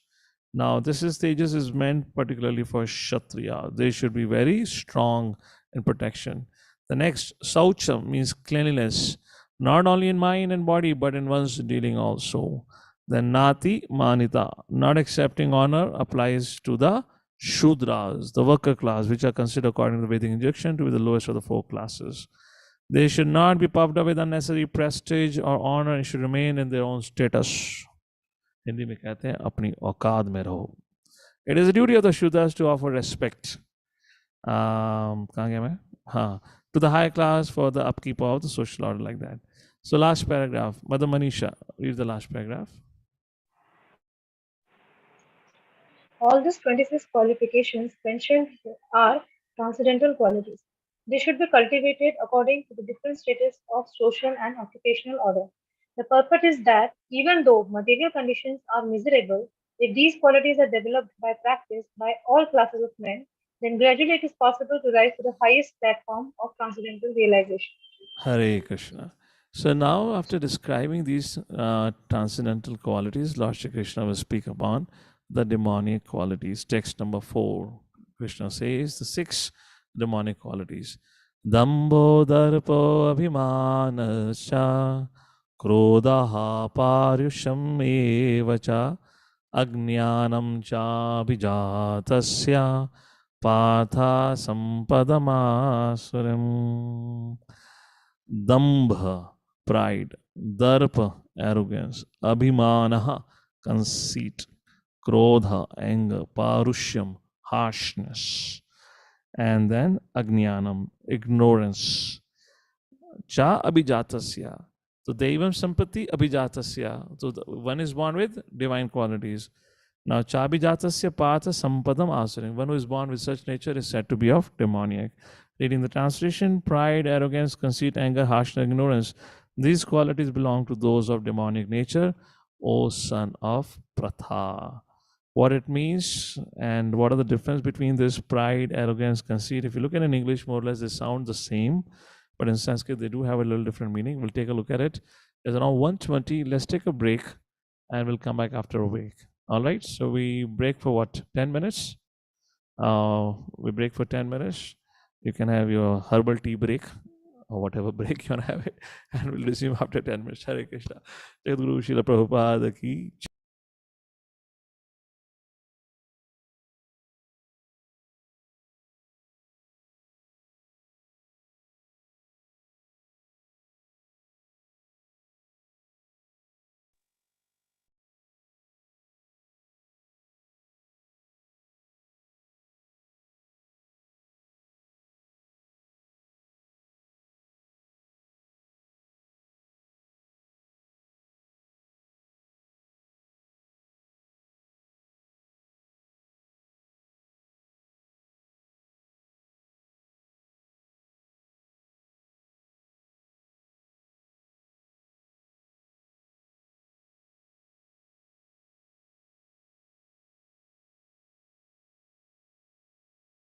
रूपं साग्रजातं सगना रघुनाथान्वितं तं सजीवं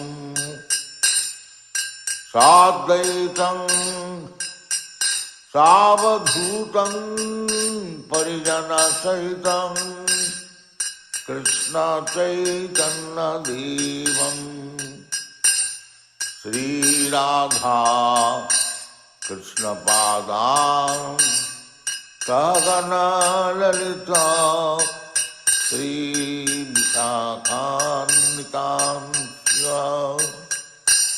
Hare Krishna, Hare Krishna, Krishna Krishna, Hare Hare, Hare Rama, Hare Rama, Rama Rama, Hare Hare, Hare Krishna, Hare Krishna, Krishna Krishna, Hare Hare, Hare Rama, Hare Rama, Rama Rama, Hare Hare, Hare Krishna, Hare Krishna, Krishna Krishna, Hare Hare, Hare Rama, Hare Rama, Rama Rama, Hare Hare, Hare Krishna, Hare Krishna, Krishna Krishna, Hare Hare, Hare Rama, Hare Rama, Rama Rama, Hare Hare, Hare Krishna, Hare Krishna, Krishna Krishna, Hare Hare, Hare Rama, Hare Rama, Rama Rama, Hare Hare, Hare Krishna, Hare Krishna, Krishna Krishna, Hare Hare, Hare Rama, Hare Rama, Rama Rama, Hare Hare, Bhaja Shri Krishna Chaitanya, Prabhu Nityananda,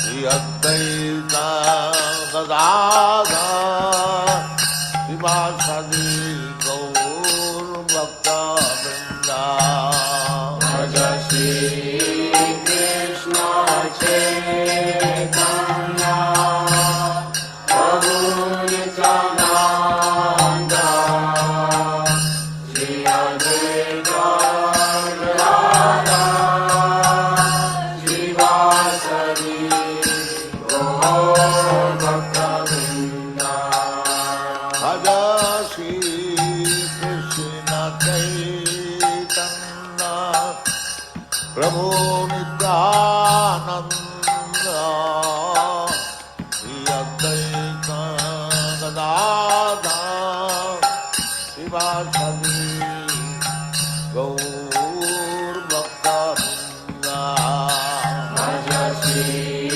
Krishna Chaitanya, Prabhu Nityananda, Shri Advaita Gadadhar, Srivasadi Gaur Bhakta Vrinda, Hare Krishna, Hare Krishna, Krishna Krishna, Hare Hare, Hare Rama, Hare Rama, Rama Rama, Hare Hare, Hare Krishna, Hare Krishna, Krishna Krishna, Hare Hare, Hare Rama, Hare Rama, Rama Rama,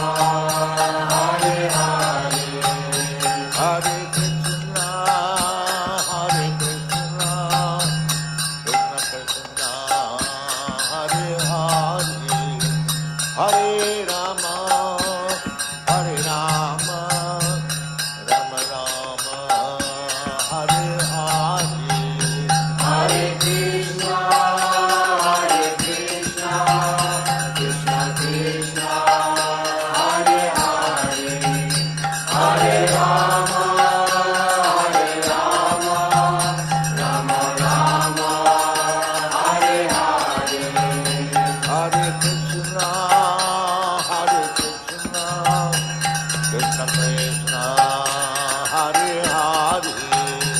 Hare Rama, Rama Rama, Hare Hare. Hare Krishna,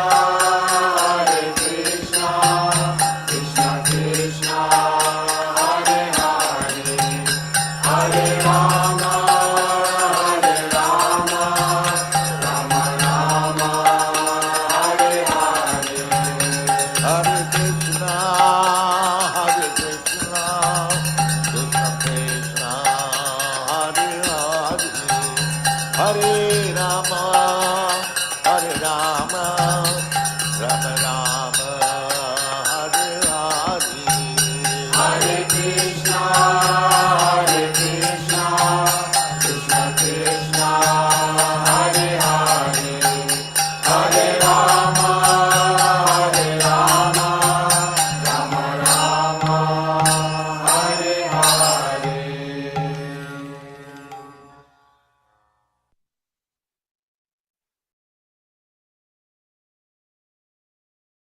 Vandeham Sri Guru Sri Juta Padakamalam Sri Guru Vaishnavangscha Sri Rupam Sagrajatam Sahagana Raghunathannitam Tang Sajivam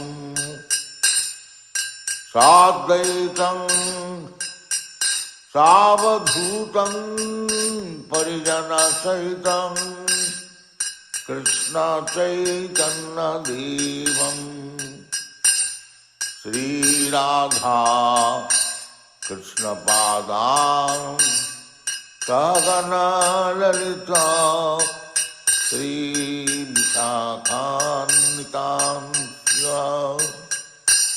Hare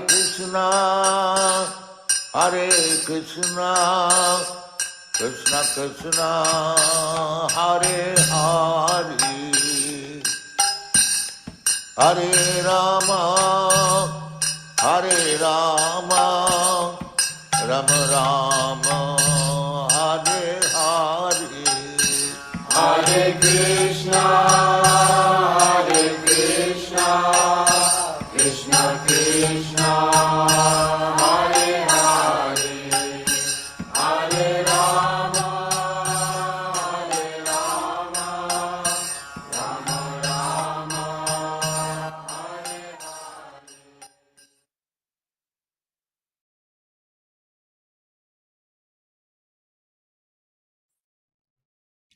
Hare Hare. Hare Krishna, Krishna Krishna, Hare Hare, Hare Rama, Rama Rama, Hare Hare. So, all right, we are on the fourth verse. Let's take a look at it. So, the fourth verse is Dambho Darpa Vimanascha Krodha Paryushamevacha Jnanam cha Bijatasya Patha Sampadamasurim. Prabhupada's translation: pride, arrogance, conceit, anger, harshness, ignorance. These qualities belong to those of demonic nature. O son of Pratha. Let's read the purport to it and then we'll take a look at what meaning, what exactly each of these means. Anyone would like to read? Madhav Kripa Prabhu, please go ahead, read the purport. Yeah. In this verse, the royal road to hell is described. The demoniac want to make a show of religion and advancement in spiritual science, although they do not follow the principles. They are always arrogant or proud in possessing some type of education or so much wealth. They desire to be worshipped by others and demand respectability, although they do not command respect. Over trifles, they become very angry and speak harshly, not gently. They do not know what should be done and what should not be done.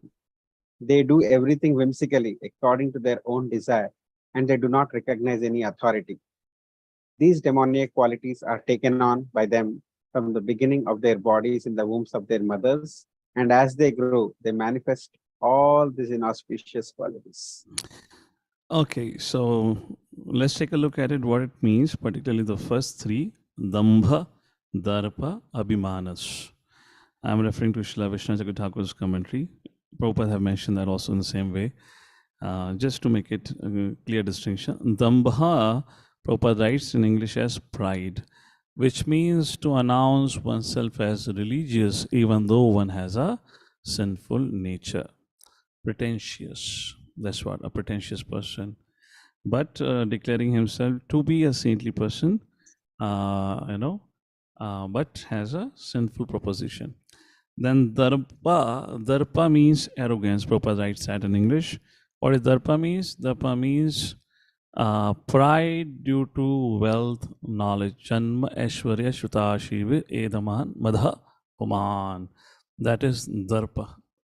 And then Prabhupada writes abhiman as conceit, which means to desire respect from others, or even it means attachment to wife, sons, and other things like that. And Parushyam, Prabhupada writes as harshness, but it also means cruelty, like that, discrimination. So we'll take a look at it. Krishna is going to speak about all of that. So we'll take a look at it. Let me just show you what I have in the presentation for that. We did draw something in presentation. 1 second. Where did my presentation go? Yeah. So, abhijatasya, qualities taken on by them from the beginning of their bodies. Demonic want to make a show of religion, that is called as dampa. Darpa means proud and possessing something, and conceit, abhimana, means desire to be worshipped by others, like that. Then, anger refers to krodha, over triffers, very small things, they become extremely angry and speak harshly. Speaking harshly, harshness. And ignorance, not knowing what to do, what not to do. Whatever they do whimsically according to their desires, do not recognize any authorities. Text number 5, Arjuna pondered, my dear Lord, what qualities do I have? Lord Krishna says, Devi sampad vimokshaya nibandhaya surimata masucha sampadam devim abhijatosi pandava. According to me, you are born of divine qualities. Translation, the transcendental qualities are conducive to liberation, whereas the demonic qualities make for bondage. Do not worry. Masuchaha. O son of Pandu, for you are born with the divine qualities. Yes. And then there are two kind of beings. That is text number 6. We'll take a look at text number 6 and come back to the chart. So Arjuna thought, but my dear Lord, you're asking me to fight. How is that not demoniac? And then Lord Shri Krishna says, text number 6. Dvau bhuta sargau lokesmin daiva asura evacha daivo vistarsha prokta asuram pathame shranu. O son of Prata, in this world there are two kinds of created beings. One is called the divine and the other demoniac. I have already explained to you at length the divine qualities. Now hear from me of the demoniac. Divine and demoniac, both demigods and demons are born of Prajapati. So what is the difference between divine and demonic? That will be, so, Kashyapa Muni, Diti and Aditi. From Aditi came Aditya, Aditi came Daityas. Both have the same father. So then why are they different in their nature? That will be described ahead. So text number 7 now begins to talk about different kinds of demonic nature. From text number 7 to text number 20, Krishna gives details of various demonic nature.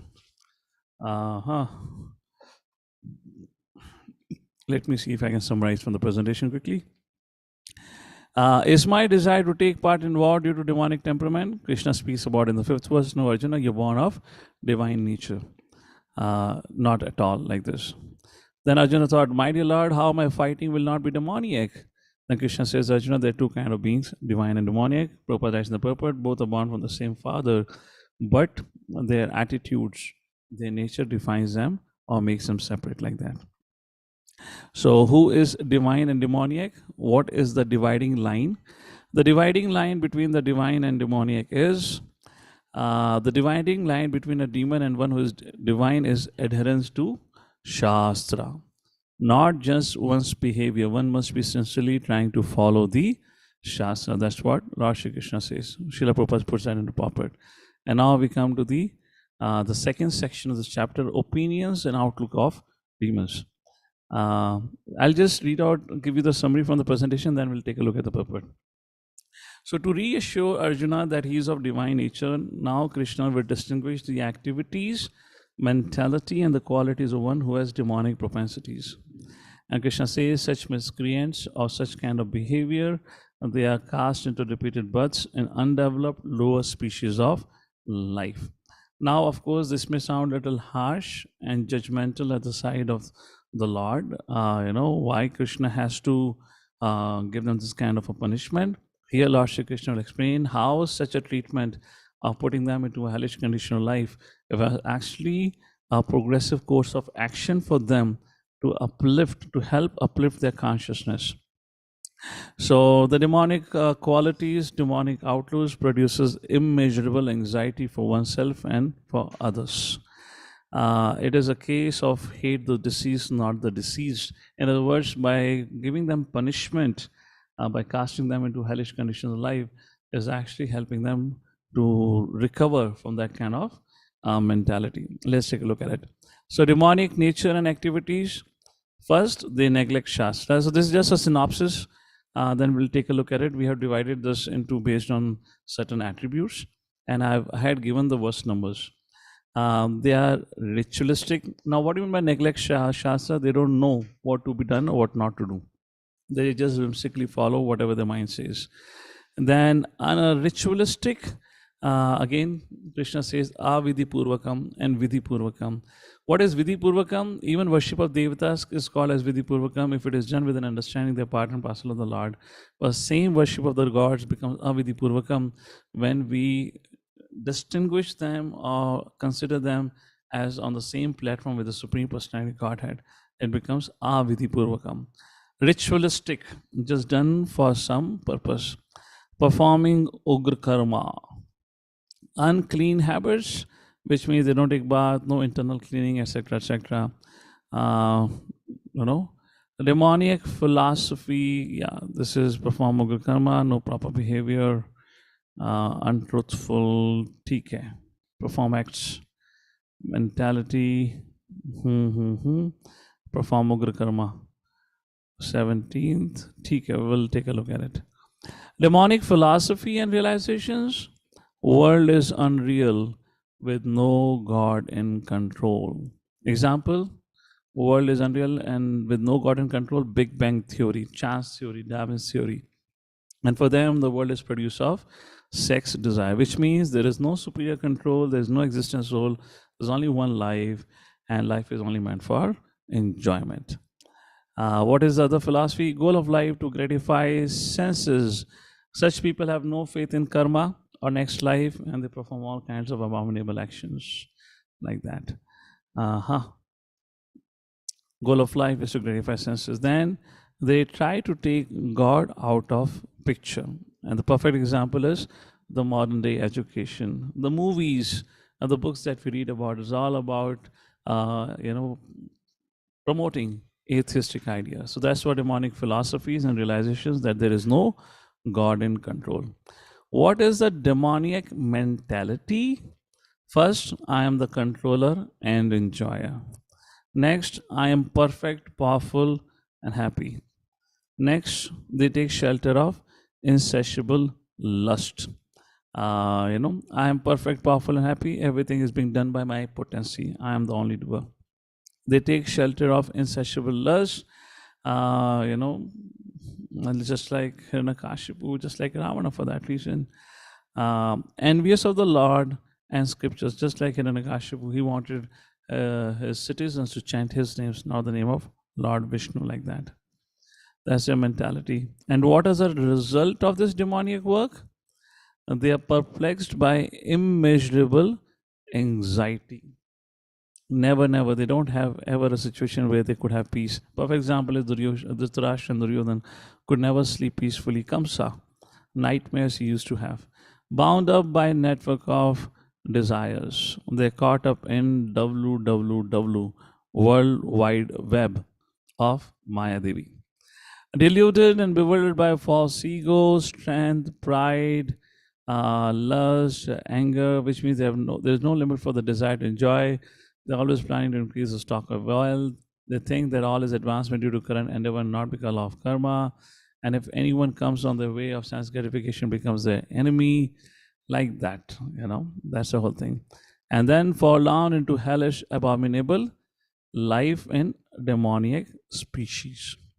We talked about it, why it is done. It is not a harsh treatment, but it is a way of making them progressive. What are the progressive stages of demonic life? The demonic philosophy breeds demonic mentality. Demonic mentality leads to demonic activities, and demonic activities brings demoniac results. So my question to all of you before we go back to the verse is how it all begins. How this whole demonic activities begins. Yes, Mother Kishorani. Answer is right in front of you, but let's see if we can figure it out. Womb. Yes, Mother Kishorani, please speak now. It begins from the womb. It begins from the womb. Okay, what else? What else? And how does this whole demonic activity begins? Bad association. Okay, bad association. Good. Mother Anjana, what do you say? Envy. Huh? Envy. Envy. Okay. Sanat Rishi Prabhu, what do you say? Wrong association and wrong literature, wrong philosophy that we read, that which shapes our mental. Okay, you're a little close to it. Mother Vasana. Misunderstanding that we are the supreme enjoyer, so we. Well, that's not a misunderstanding. It's entirely wrong. That's not you call misunderstanding. Okay, Anadi and Shun Prabhu. Krishna Prabhu. So maybe because of wrong desires. So Okay. because of the wrong Mother desires. Induradika. One thing. Yeah, we begin to feel that we are controller, we are enjoyer. No, and stuff that's like okay. I'm asking where does it begin with? Where does it begin with? Mother that. Medhavni. False ego. False ego. Okay, Mother Medhavni. Lust. Okay, you are really thinking at a very deep, subtle levels. From I'm the not birth. going. From the birth. Okay, all right. Okay. Mother Chintamani. I think it starts with bringing it from the previous life, certain mentality, and then Okay. it gets more or less, fostered by bad association. Okay. What is that bad association? Actually, I'm looking forward. The answer is right on the screen. Therefore, I talked about progressive stages of demonic life. I intentionally put that. Vaikuntapati Prabhu, let's take it from you. Yeah, it all starts with the thinking process. So, how does the thinking process begin? Actually, Sorry, how does Mind, that desire. thinking? Okay. Chaitanya Bhagwan Prabhu. And demonic philosophy, God is not there. So, what is the demonic philosophy is all about? What is that? What is that exactly? You're right in No the direction. God concept. No God. How do we get that not a philosophy? Is hearing, Prabhu? Of course, hearing, fantastic. You hear it, but how do you hear it? How do you get it? Oh, come on, this is all. That's the reason. When you read about Putana in 10th canto, what is the commentary of Putana that our Bhakti Siddhanta Sri Thakur gives? Putana. Anyone knows how Bhakti Siddhanta Sri Thakur defines Putana when the Putana case comes in 10th canto? He refers to Putana to the modern day education, the slaughterhouse. The word slaughterhouse Prabhupada used comes from here. So the whole demonic tendency begins from the starting point is atheistic education. The starting point is atheistic education. Therefore, what you see on the slide that we have here, it says clearly the demonic philosophy breeds the demonic mentality. My question to you was, from where do you get demonic philosophy? The demonic philosophy comes from the modern education. There is no God. The goal of education, gratify senses, make money. Money is honey. What is this? This is all demonic philosophy? There's no God consciousness. So the root, the beginning, of a demonic life is from this atheistic education. You put the best of the child, he's gonna get spoiled. That's the point here. Okay, so that was a quick recap of this discussion, and let's go back to our verses and take a look at the verses now quickly. Text number 7. We can have some reading partners here for each verse.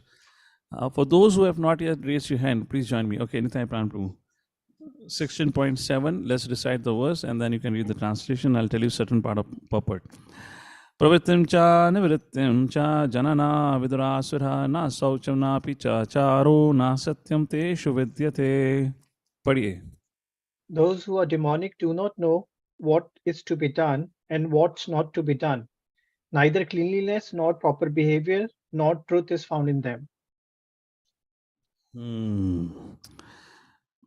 Okay, you can read the proper letter on cleanliness, internal and external cleanliness. Papa says in the last paragraph, as for behavior, there are many rules and regulations guiding human behavior, such as Manu Samhita, which is the law book of human race, like that. Okay, text number 8.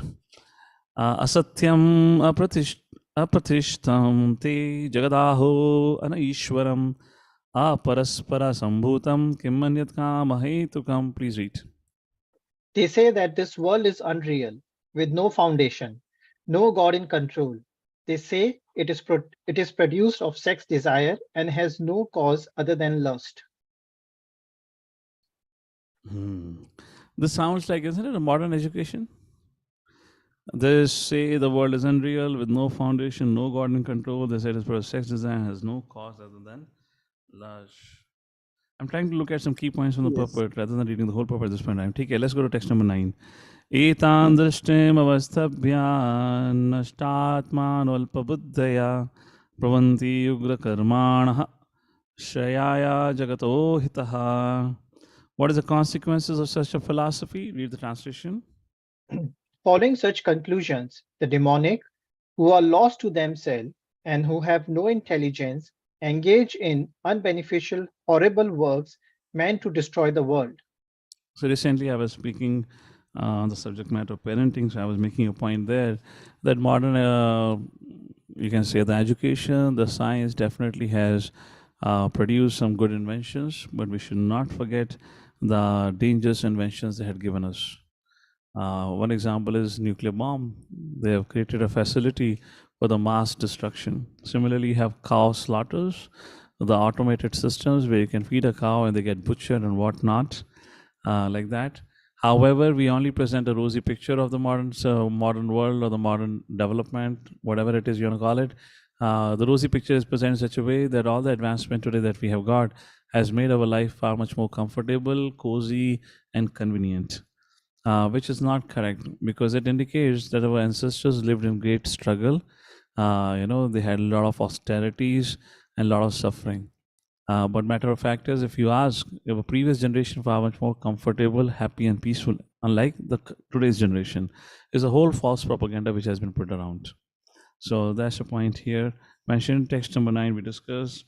Okay, text number 10. What's the mentality? Kamam ashritya dushpuram dambhamanamadhanvitaha moha grihitva sadgrahan pavadante asuchi vrataha. Please read the translation. Taking shelter of insatiable lust and absorbed in the conceit of pride and false prestige, the demonic, thus illusioned, are always sworn to unclean work, attracted by the impermanent. Beautiful purport. Please read it. The demonic mentality is described here. The demons have no satiation for their lust. They will go on increasing and increasing their insatiable desires for material enjoyment. Although they are always full of anxieties on account of accepting non-permanent things, they still continue to engage in such activities out of illusion. They have no knowledge and cannot tell that they are heading the wrong way. Accepting non-permanent things, such demonic people create their own god, create their own hymns, and chant accordingly. The result is that they become more and more attracted to two things: sex enjoyment and accumulation of material wealth. The world assure Asuri Vrataha, unclean vows, is very significant in this connection. Such demonic people are only attracted by wine, women, gambling, and meat eating. Those are their asuchi, unclean habits. Inducted by pride and false prestige, they create some principles of religion which are not approved by the Vedic injunctions. Although such demonic people are most abominable in the world, by artificial means, the world creates a false honor for them. Although they are gliding towards hell, they consider themselves very much advanced. Thank you, Nitai Pran Prabhu. Maybe Bhagavati Karuna Mataji can join me now for reading. And let's read text number 11 and 12. What is the life of a demon? This verse talks about Chintama parimeyam cha pralyantam upashitaha kamopabhoga parama etavad iti nishchitaha ashapashashater baddhaha kama krodha parayanaha yanti kama bhogartam anyenartha sanchayan. Translation, Mother. Hare Krishna Prabhuji. They believe that to gratify the senses is the prime necessity of human civilization. Thus, until the end of life, their anxiety is immeasurable. Bound by a network of hundreds of thousands of desires and absorbed in lust and anger, they secure money by illegal means for some gratification. So Prabhupada says such people do not know there is a life beyond death. They think this is the only life and we should enjoy it to the fullest by all means, whatever it is. Prabhupada says in the second paragraph, he does not know that there is a witness sitting within his heart. The super soul is observing the activities of the individual souls. And like that, they're given a punishment. Text number 13 to 15 talks about their mentality. Idam adhyamaya labdham imam prapse manoratam idam mastidam apime Vishyati punardhanam asomaya hata shatrur anushe cha paranapi ishvaro aham bhogi siddho aham balavan sukhi adhyo vijanvan asmi ko anyosti sadasho maya yakshay dashyami modishya iti ajnana vimohitaha. Translation. Translation: the demonic person thinks, so much wealth do I have today, and I will gain more according to my schemes. So much is mine now, and it will increase in the future more and more. He is my enemy, and I have killed him, and my other enemies will also be killed. I am the Lord of everything. I am the enjoyer. I am perfect, powerful, and happy. I am the richest man surrounded by aristocratic relatives. There is none so powerful and happy as I am. I shall perform sacrifices, I shall perform some charity, and thus I shall rejoice. In this way, such persons are deluded by ignorance. Aham. That's the whole problem here. What's the destination? Aneka chitta vibranta moha jala samavrataha prasakta kama bhogeshu patanti narake sacho. Translation: thus perplexed by various anxieties and bound by a network of illusions, they become too strongly attached to sense enjoyment and fall down into hell. So point is, a demonic person believes in the strength of his own personal work, not in the law of karma. Prabhupada writes. And Prabhupada says in the last paragraph, the best example of such a demonic man was Ravana. He offered a program to the people by which he would prepare a staircase so that anyone could reach the heavenly planets without performing sacrifices, such as are prescribed in the Vedas, like that. Similarly, in the present day, such demonic man is striving to reach the higher planetary systems by mechanical arrangements.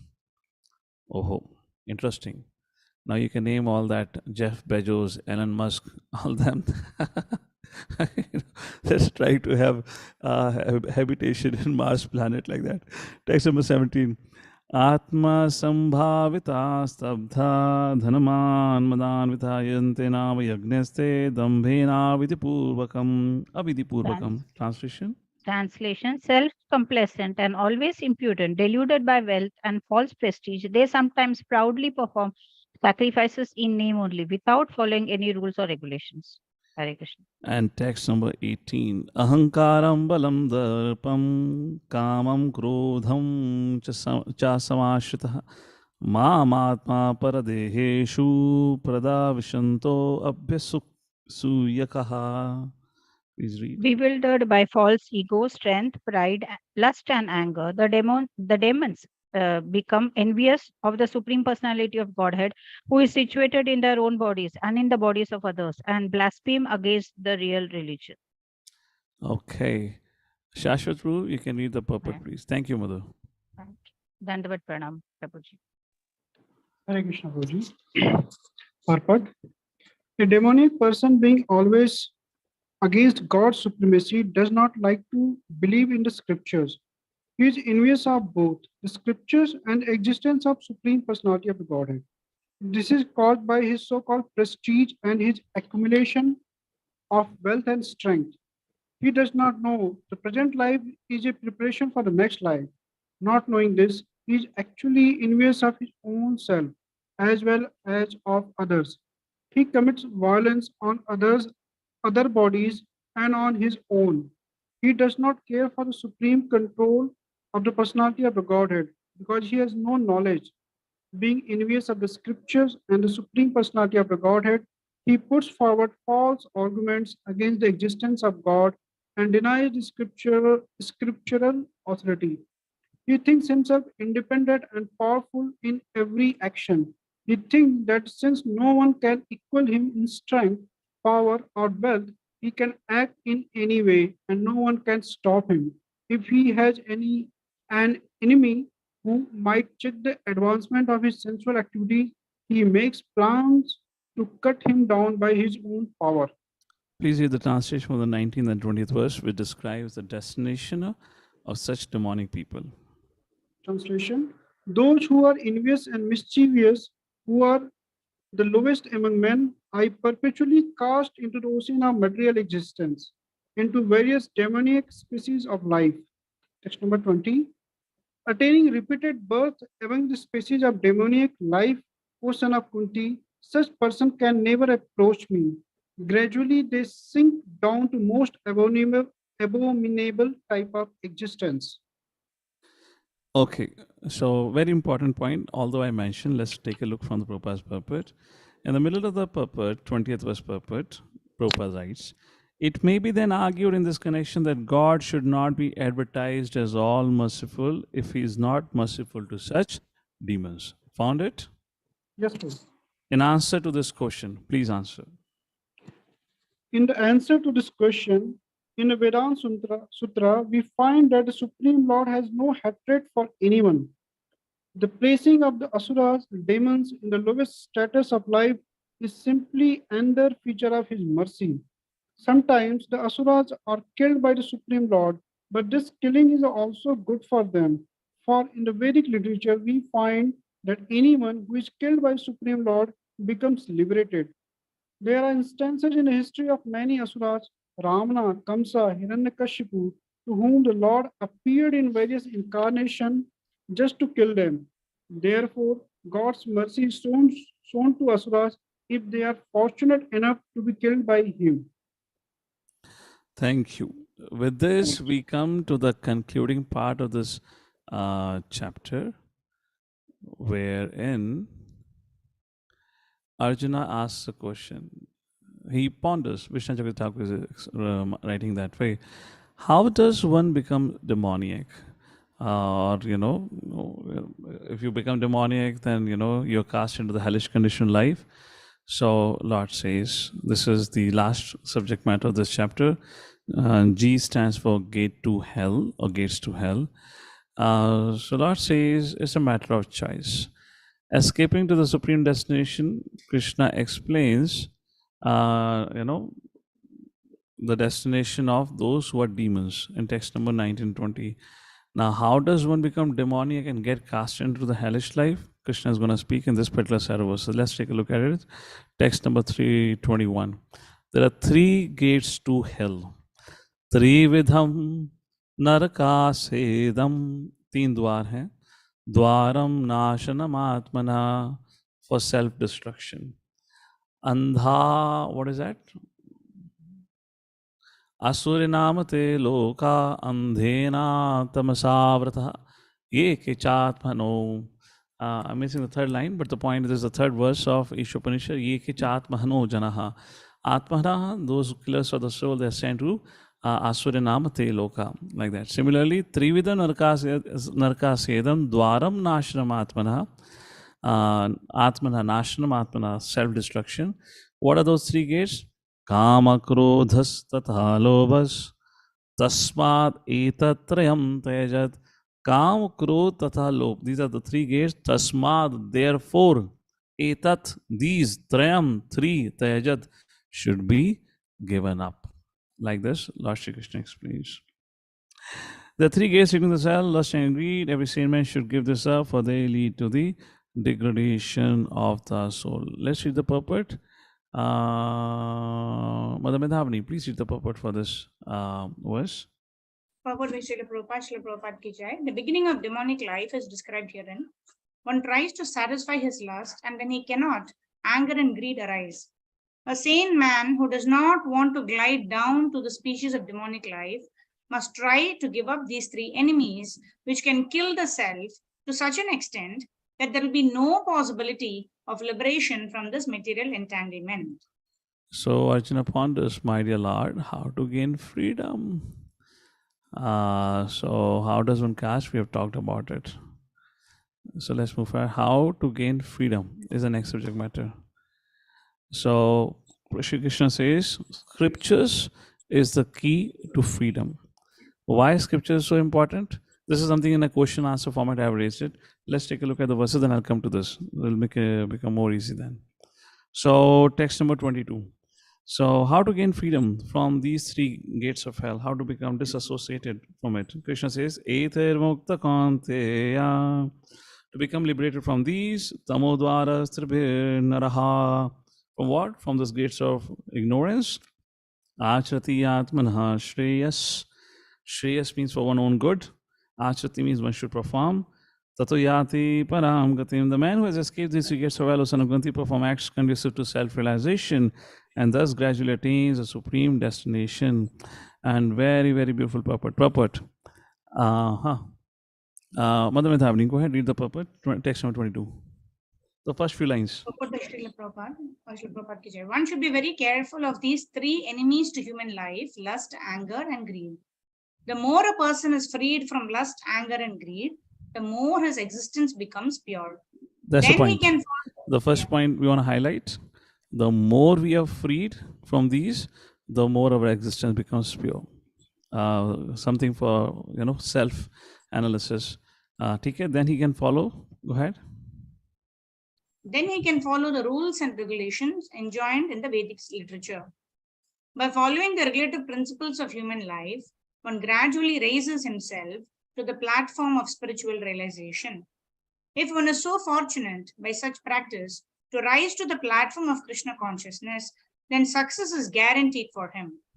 In the Vedic literature, the ways of action and reaction are prescribed to enable one to come to the stage of purification. All right. So, question for all of you here. In third chapter, we all read about the subject matter of, at the end of the third chapter, where Arjuna had asked a question in 36th verse, Atakena prayuktimam papam charati purushaha. By what one is impelled or forced to commit a sinful activity? Krishna says, Kamesha krodesha rajaguna samudha mahashno mahapapa vidyanami verinam, right? This is 37th verse of third chapter. And then Krishna goes on to speak up to 42 or 43rd verse. So this section is called as defeating lust. So how do we defeat lust? This is what we're talking about, defeating kama, krodha, tatha, lobha. Kamesha, krodesha. That verse 37 verse, Krishna says, krodha is the younger brother of kama. So wherever there is a lust, is followed by anger. And of course, greed is not so far away, it's more or less the same thing. These three things are always together. So if you defeat lust, you defeat krodha, you defeat greed. So how do we defeat them? Anyone remembers the conclusion which was drawn at the end of the third chapter? Krishna himself said, if you want to defeat lust, you have to do that.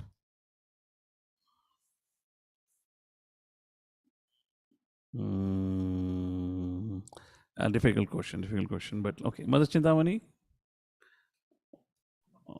Controlling the senses and the mind and intelligence where they are seated. Correct. Good. Very, very close, my mother. Mother Induradhika?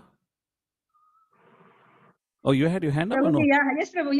It's a higher taste. We should develop higher taste. Param Dashwani Vartate. That's second chapter, okay? Okay. Sanata Rishi Prabhu? By progressing in the spiritual life and developing the spiritual intelligence, one can Okay. study his mind. Mother Kishori Rani?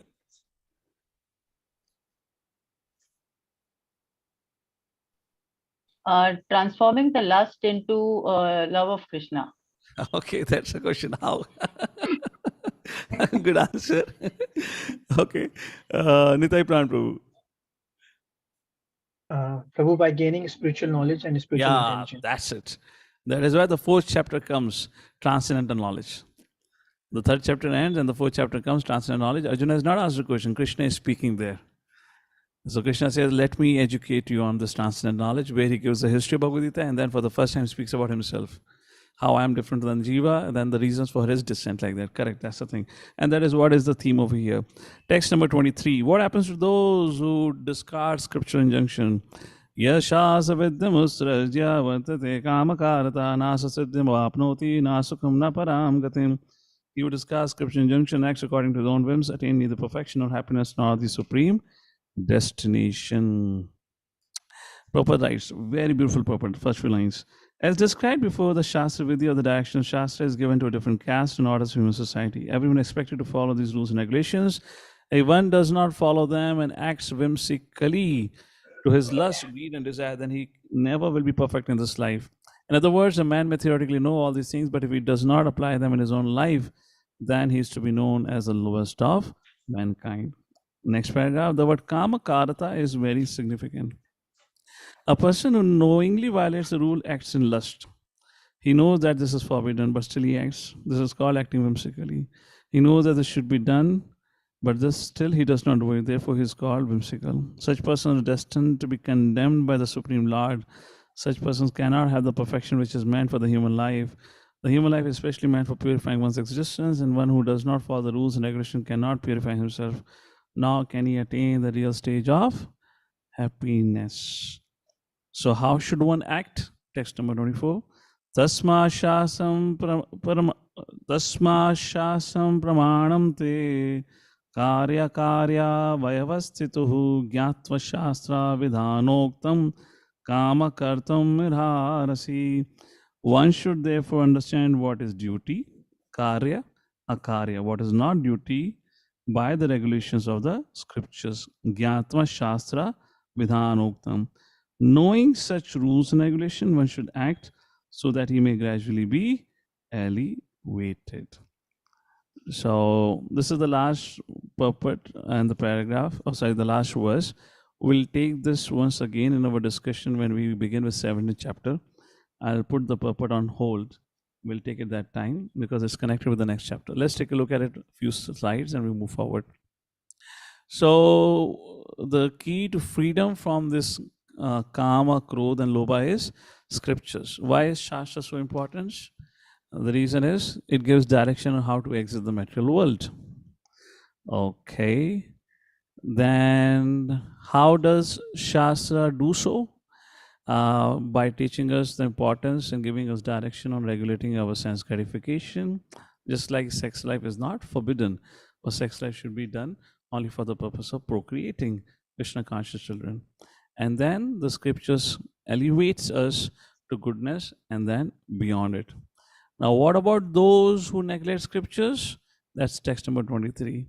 They neither attain perfection or happiness nor the supreme destination. Is following scriptures enough? The essence of all Vedic knowledge is to become a devotee of the Lord. So you have read scriptures, but if you have not taken to Krishna Kashi, if you have not taken to Bhakti, then it is not of much use. This is largely the subject matter of the last verse, text number 24. Krishna talks about it.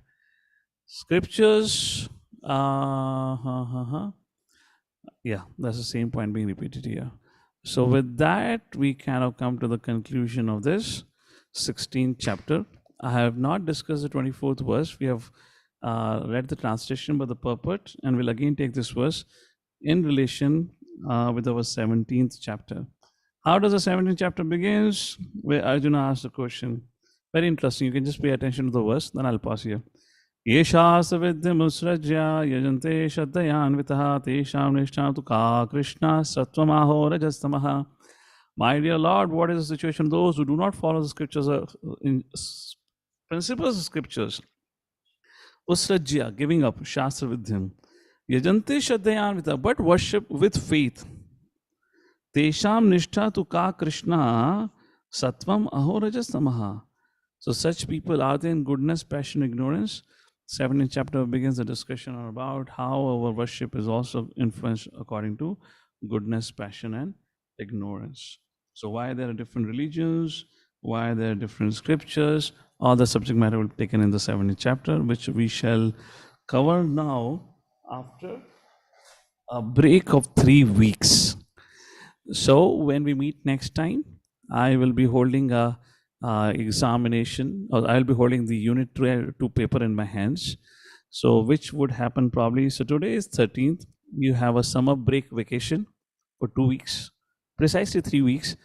20th and 27th, next week there's no class. On the 3rd of June, we'll have our exam.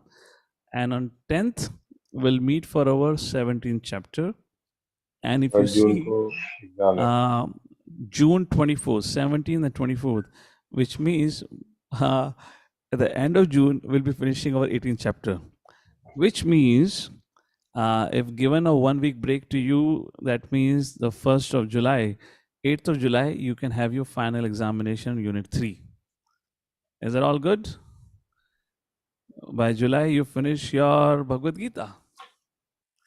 And then after next break, we start NOI, which for the previous batch would be the last book, the 11 golden verses.